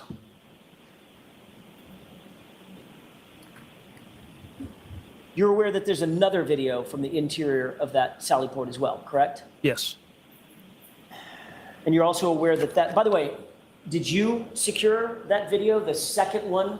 Let me ask you a predicate question, because it's a little confusing. The second video from the interior of the Sally port is inverted, correct? Yes. You're now aware of that. I am. Did you recover that video? I did not. Who did? I believe Detective Lieutenant Tully received that from the Canton Police Chief. Rafferty? I believe so. Who asked for it? I'm not sure, sir. I Did you wasn't. make the request? I did not. How did you become aware that a request had been made? I was made aware that that video had essentially existed from the interior Sallyport area. By whom? I was probably informed by Detective Lieutenant Tully. So Lieutenant Tully tells you that a second video exists, correct? Interior Sallyport cameras, yes. When did he tell you that? I don't recall. Was it weeks ago or years ago? That was more recent than, maybe months ago, a month ago. As a matter of fact, it was after the trial had already started, mid-April, correct? I don't recall. I thought it was before. If it was before, was it weeks before, days before? I don't recall. I'm just trying to pin down, like, are we talking about 6 months ago or are we talking about 6 weeks ago? It wasn't, yeah, it wasn't 6 months ago. Okay, so a few weeks ago, you were told about the second video from Lieutenant Tully, right? Yes. Did he tell you he had already seen it? I'm sure he watched it. Did he tell you he needed you to go get it? Objection. I'll allow that. No. Okay, so when was the first time you saw it? A few weeks ago? A month ago? What were the circumstances in which you saw that video? Just reviewing the video Where? at my desk. So you pulled it, pardon me, you had access to the video. Yes. It was on your system somehow. It was on thumb drives and a disk. You put that in your computer and just decided on your own to watch it, correct? Yes. And what did you notice? One of the SUV being brought into the garage. You're in the video, right? Yes. That's you toward the back of the truck. Yep, I'm in the video. Some Canton PD members there as well. Tow truck guy drops the vehicle off. He's in the front driver's seat. Exits. Sergeant Mechanic's there. I believe Chief Berkowitz, the retired police chief. Where was he? He was kind of like mulling around the area. I feel like he was towards like the back open garage gate there. The back Towards like the rear. Yeah. Where you were. Yes. Was he the person, did you note that there were certain individuals that just seemed to apparate out of nowhere, just appear? Yes, there was one individual in like the top left corner of the video pushing a broom that kind of just appeared. And also toward the back of the vehicle, somebody just, while you were at the back of the vehicle, just sort of appeared and walked out of the Sally port, correct? Yes. And was that Chief Berkowitz? Yeah, it looks like him, yes. Okay. So you and Chief Berkowitz are both toward the rear of the vehicle. He just apparates out of thin air because the video is missing some footage, correct? It appears that way, And you're or it holding skips. that- I'm sorry, I didn't mean to interrupt you. Or it skips. I don't know that system at all, so. Okay, and you're holding what appears to be that same black portfolio that we saw in the hospital. Yes. So, anything else you noticed that was odd about the video? Other than the time skips?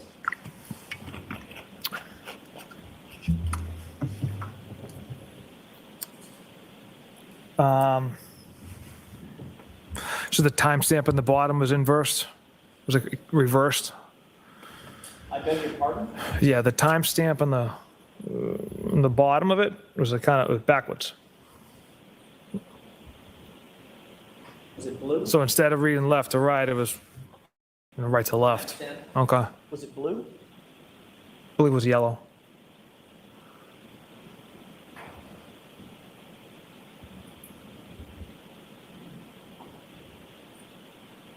Just a moment, Ron. Yes.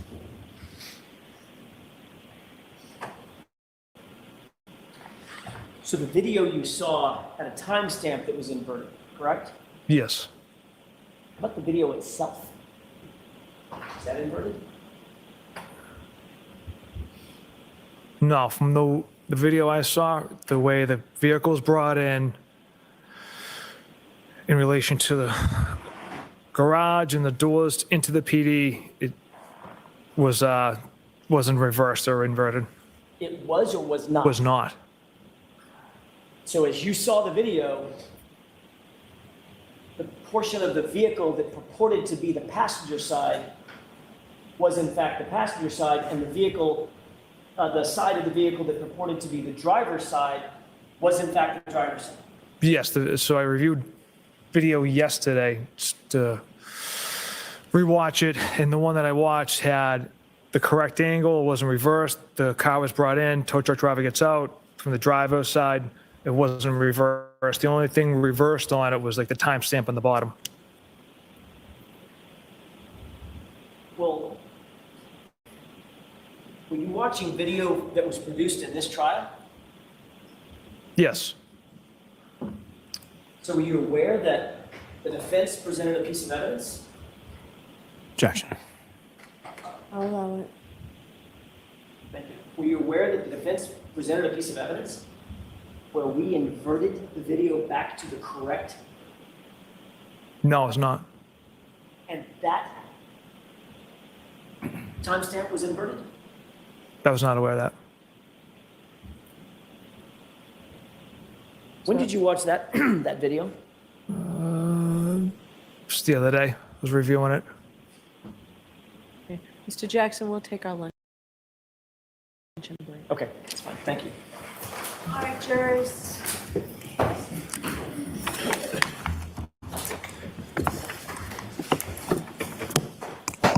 Why don't we do 45 minutes? All right. You are muted.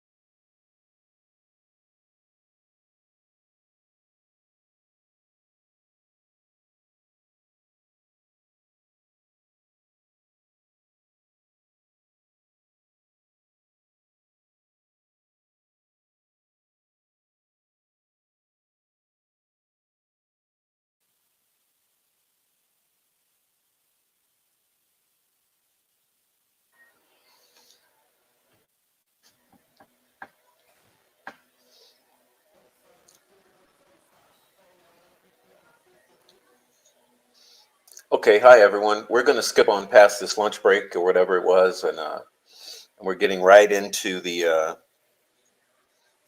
hi everyone. Sorry about that. Sorry about that.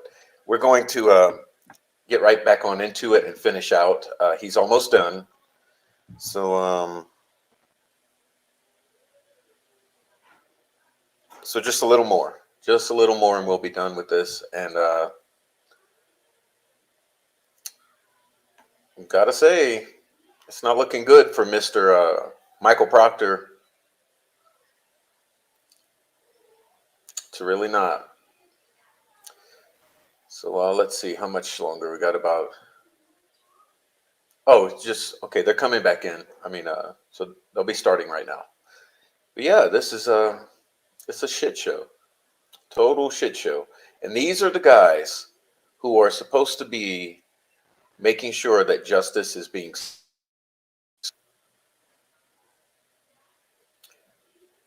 Welcome in, Icy Cat. Icy Cat says, it's an unbelievable hard stop of the day. All I could do was scream no. Trying to remember the lie, to cover the lie, to cover up the lie, blah, blah, blah. Yeah, it has been tampered with. That's true. It's been tampered. There's been edits to the video. It's unbelievable. This is what a cover-up looks like, folks.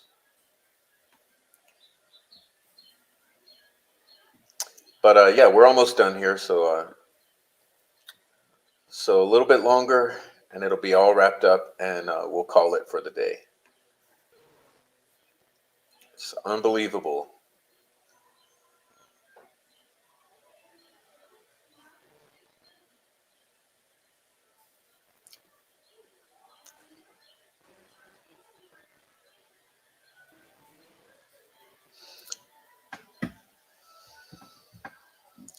Textbook. It seems textbook, doesn't it? Seems like a textbook cover-up. I mean, screams cover-up. Now, does that mean the woman did not hit John O'Keefe with her car? No. She could have hit him with the car, and it could still be a cover-up. Just like Richard Allen could have participated in the situation that led to the murders of Abby and Libby in Delphi, and law enforcement still be covering it up. So just let that marinate. All right, here we go. Oh, I'm sorry. Look, what the hell have I done? I'm just letting it play with the fan. I've tried to get it. I don't know what the hell I was thinking. There. Let's see.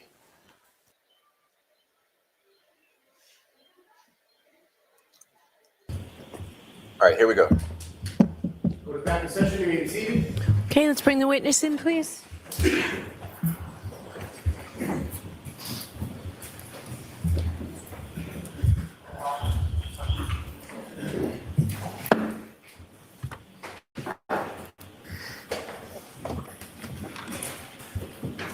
right, Mr. Jackson, whenever you're ready. Thank you, Your Honor.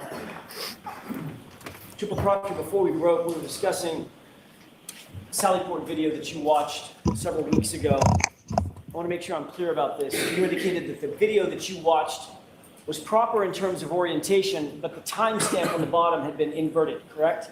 Yes, that's the way it appeared. And you recall that being a yellow chyron underneath. To the best of, In other words, the font color. to the best of my memory, yes. Which of the Canton Police Department videos were you responsible for retrieving, if any? I did not retrieve any of them. So what I'm trying to ask is, and maybe I'm doing it inartfully, how did those Sally Port videos end up in the possession of the Commonwealth? What was the line of succession? Detective Lieutenant Tully retrieved the Sally Port videos, I believe. And do you know from whom he retrieved those Sally Port videos? I believe it was the chief of police. Okay, Chief Rafferty specifically gave him whatever videos were provided. Correct, that's my understanding. And then he provided those to you for your review. Yes.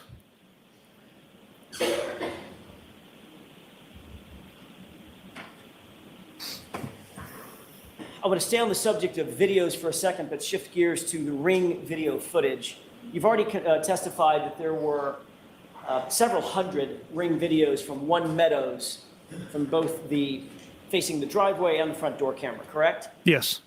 As the case officer, you obtained and controlled those Ring videos from One Meadows from the moment that they came into Massachusetts State Police custody until they were handed over to the Commonwealth, correct? Yes, they were archived. You drafted the search warrant for the Ring video access records, correct? I did. You obtained the warrant returns once those search warrants were executed, correct? I did. You took possession of Mr. O'Keefe's cell phone physically, correct?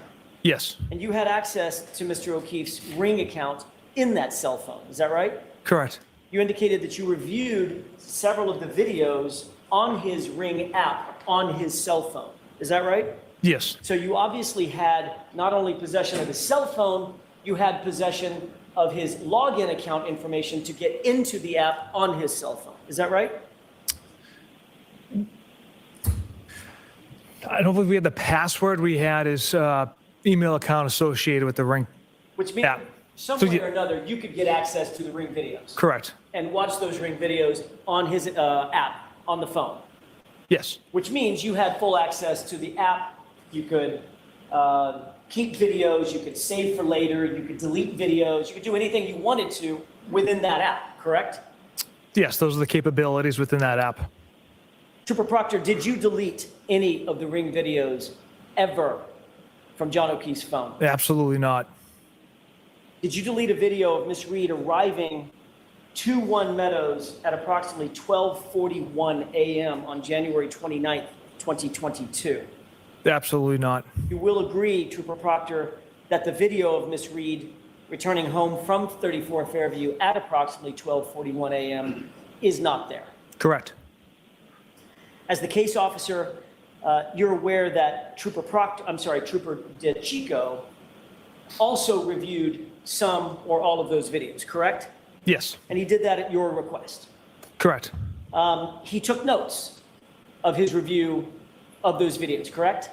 Yes, And then he provided those notes to you so that you could then memorialize those notes and your notes in a broader report that you then drafted in November of 2022, correct?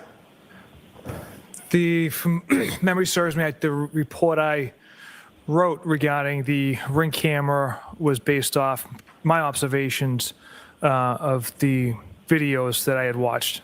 But you certainly did have, as you just indicated, you did accumulate his notes and review his notes as well as your own notes, correct? Best of my recollection, I wrote that report off of my notes. Did you actually, at any point before writing your report, did you note or did you review his notes? I can't recall. You asked him, he reviewed the videos at your directions, correct? At Yes. your direction, correct? Yes, And obviously, he would have wanted to provide you whatever insights he had into his review of those videos. Otherwise, what's the point, right? correct. So when you reviewed his notes, did you see that they were on some sticky pads? You remember that? That sounds about right.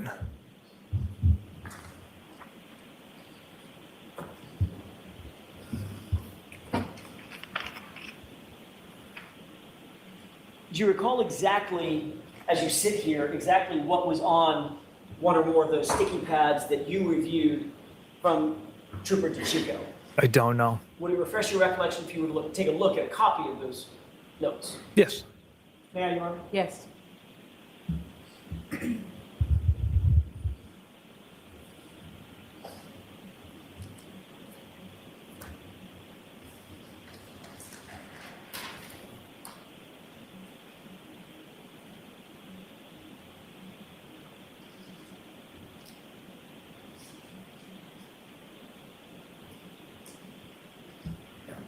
May I? Yes. If you would mind taking a look at the top or the uppermost top note that's highlighted with a sticky note next to it.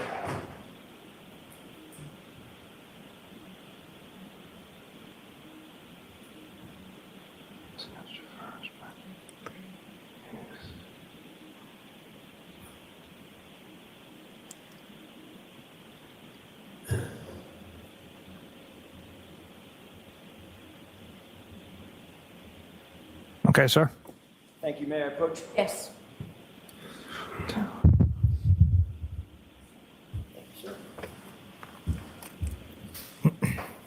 Trooper Proctor, do you have these notes in mind, specifically the uppermost note? The 0041? Correct. Yes, You reviewed this previously before you wrote your report, correct?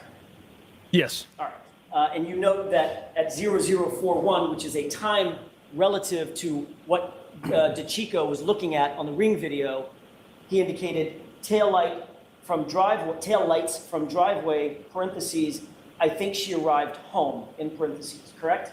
correct. 0041 is what? What's that in reference to? Just after midnight, the approximate time where Miss Reed will be returning from Fairview Road. It's military time for 12:41 a.m., correct? Yes.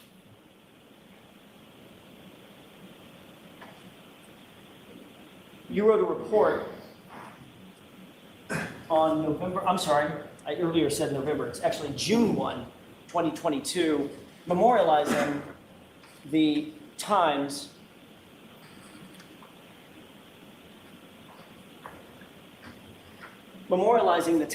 that were of note to you in that ring footage, correct? Yes. Do you recall every single entry that you made concerning the events that were of note to you that were reflected in your report? The majority of them. Read out every single one. Would it refresh your recollection to look at a copy of your report to determine what all you did and did not note? Yes, sir. May I approach? Sure. Do you have it with you, Trooper? Do you have your report with you? Don't you want to Okay.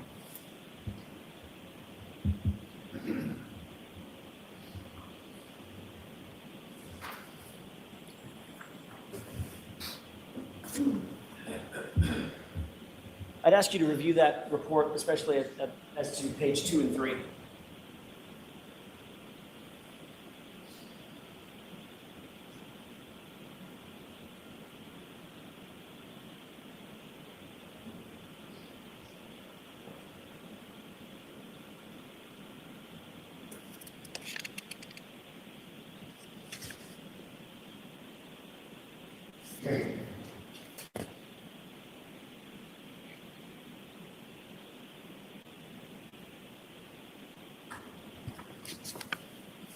May I approach? Yes. Thank you.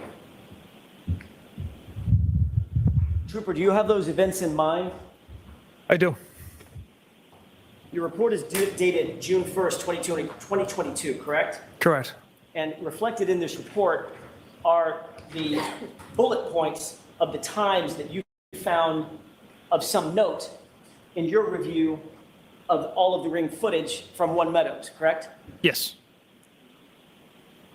In your report, there is no mention of the footage showing Karen Reed arriving home at 12:41 a.m., correct? Correct.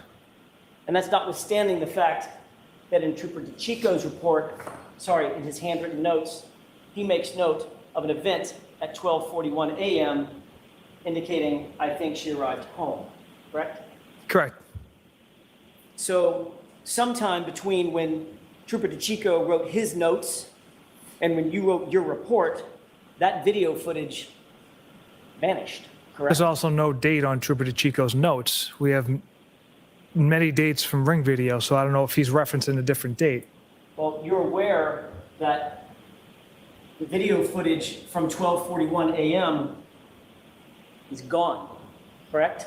Yes, it's something I've tried to find through Ring for months, as well as the video when Miss Roberts, Miss McCabe, Miss Reed arrived back at John's and they're looking at the broken taillight. That video is gone as well.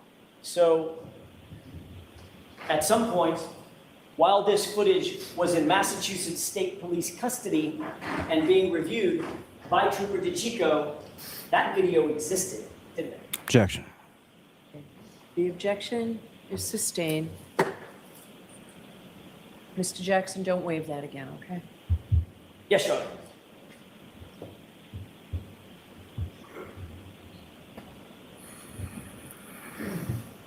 The fact is, notwithstanding Trooper DeChico's handwritten notes, there's no video of 12:41 on January 29th, is there? No, there isn't.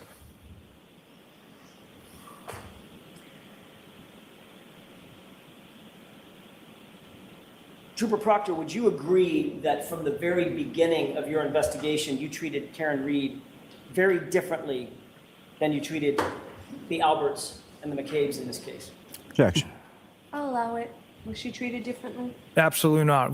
Like I said before, we followed the facts and the evidence, an open mind. Did you consider her to be, for want of a better phrase, an outsider?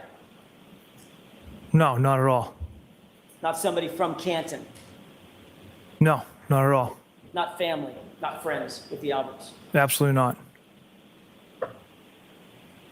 At some point, your view of this case caused you to turn what could be described as a bias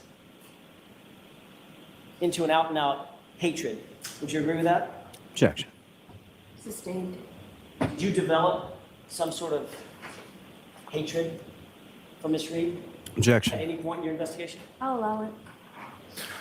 Again, we followed the facts and evidence which showed Miss Reed hit Mr. O'Keefe with her vehicle. And yes, at times I got emotional because of that. And I said some stuff, texted some things I shouldn't have, but it was based off the evidence. As a matter of fact, you did express your feelings about Ms. Reed in yet another text message that we haven't gone over yet today. Is that right? On February 4th, 2022?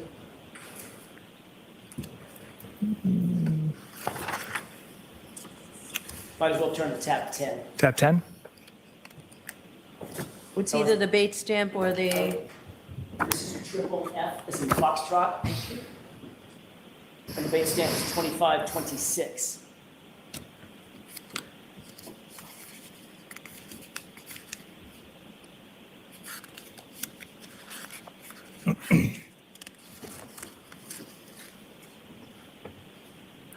Yes, sir. You see an entry from Courtney Proctor, a text starting, "I didn't give my." Yes. Request permission to publish, Your Honor. yes. 2526, Mr. Bates.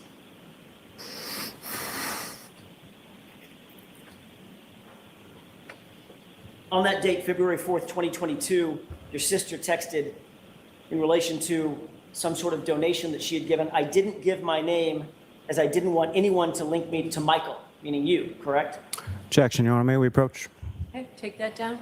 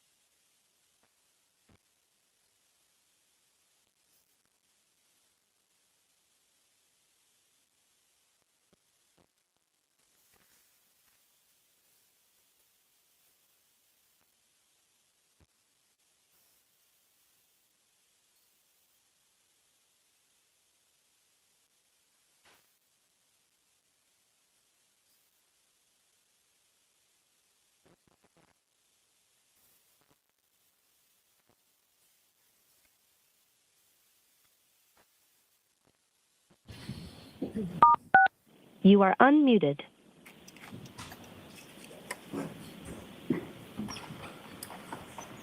Your Honor. Yes.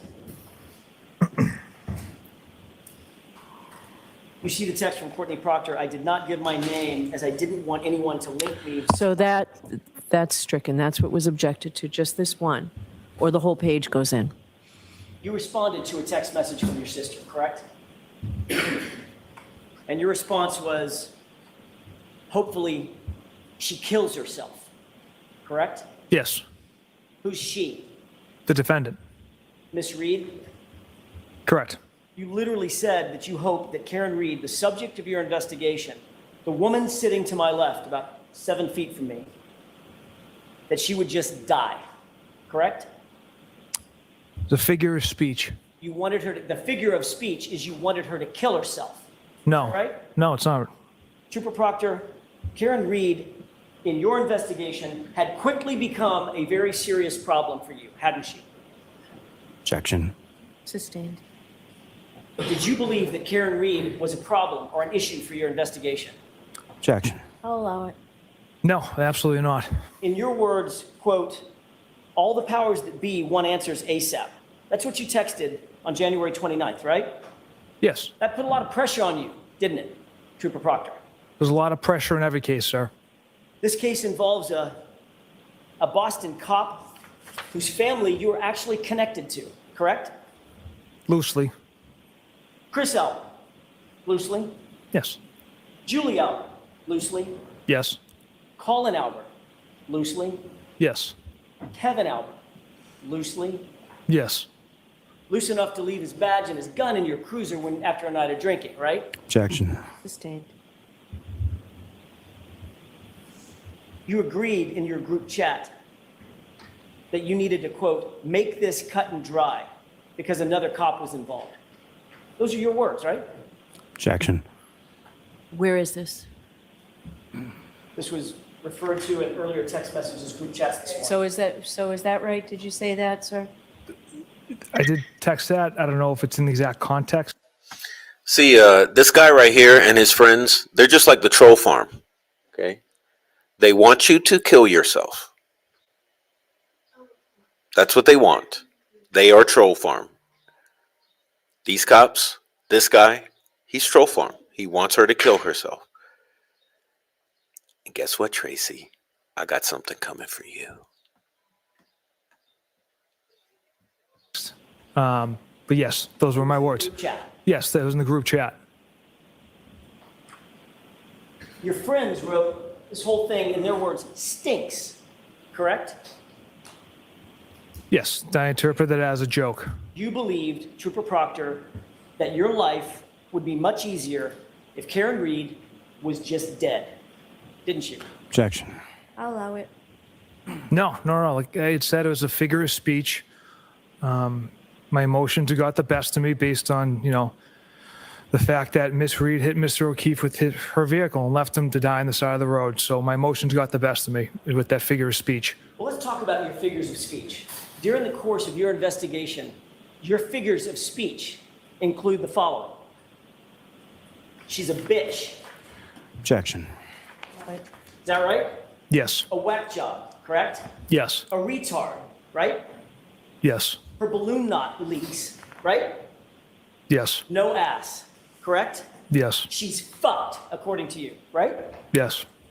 Ass leaker. That was the word you used, a figure of speech, right? Correct. A girl who shits herself, right? Correct. And then fuck her, correct? Correct. Would you agree, Trooper Proctor, that you have dehumanized Karen Reed during the course of your investigation with comments and words like this? Objection. I'll give you this one, Mr. Jackson. Would you agree with that? I would say based off that language,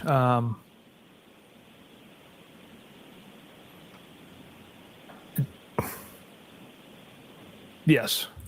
And you admitted, in your own words, that the cop homeowner wasn't going to, quote, catch any shit, right? Correct. Because you were out to quote, make this cut and dry. Isn't that right? The homeowner wasn't going to catch any shit because Mr. Elba had nothing to do with Mr. O'Keefe's death. Because you were going to make sure that the case was cut and dry. Those were your words, right? Objection. Sustained. And Trooper Proctor, it would be far easier for you to pin it on the girl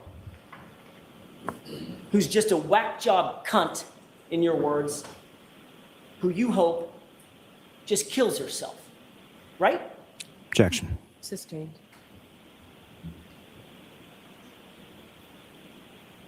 Shame on you, sir. Objection. All right, so jurors, disregard that. I've told you before, lawyers can't make comments. They can ask questions. And Mr. Jackson, you know better than that. That's all I have. Mr. Lally?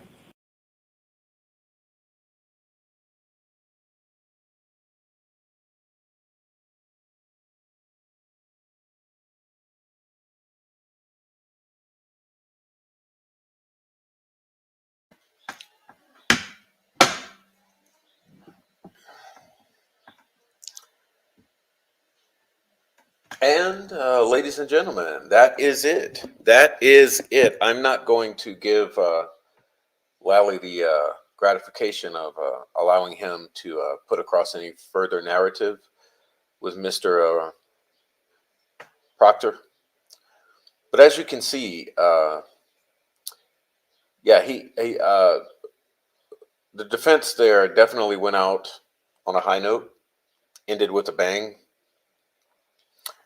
Just like Troll Farm, They wanted her to kill herself, and they were not shy about saying so. And just like our troll farm, yeah, she goes by several names. She goes by names like Sarasota. She goes by names like Kenya. She goes by names like Lisa Marie Presley. She goes by names like Sassy Biatch. She goes by names like Fur Baby Daddy should know well. That was his pretend girlfriend on YouTube. You know, that bitch. I can't remember her other names. Maybe you can help me out, Fur Baby Daddy.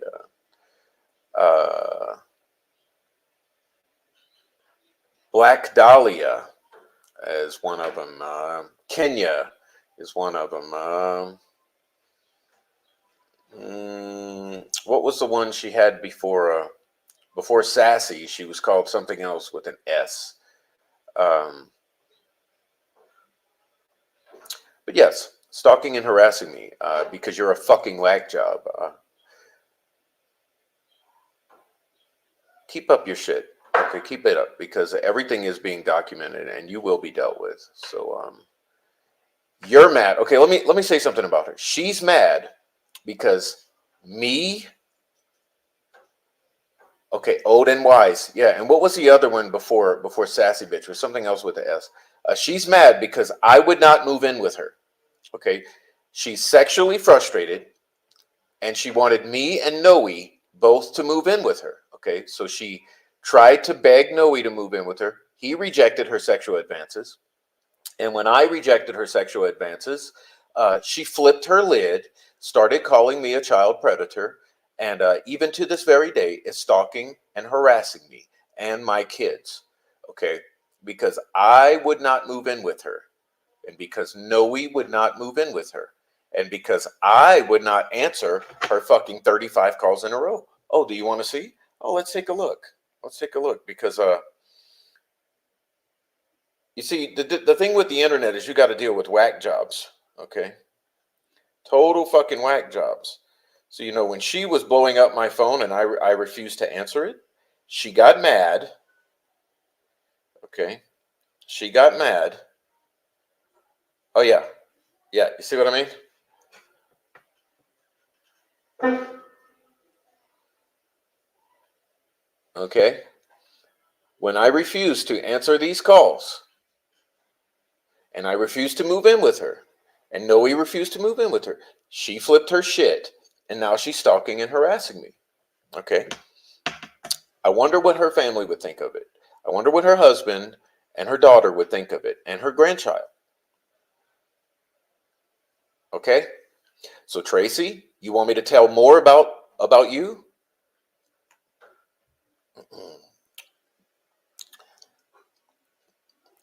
Anyhow, cheers, guys. God bless. I hope that was revealing for you.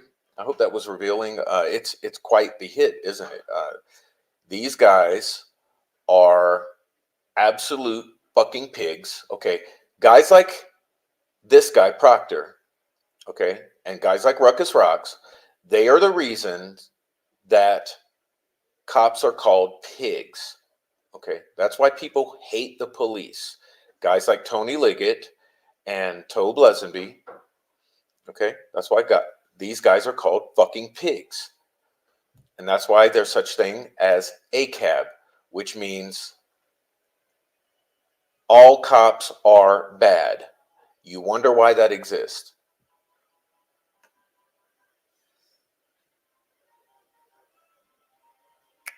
Okay, so cheers. Keep fucking with me and my kids.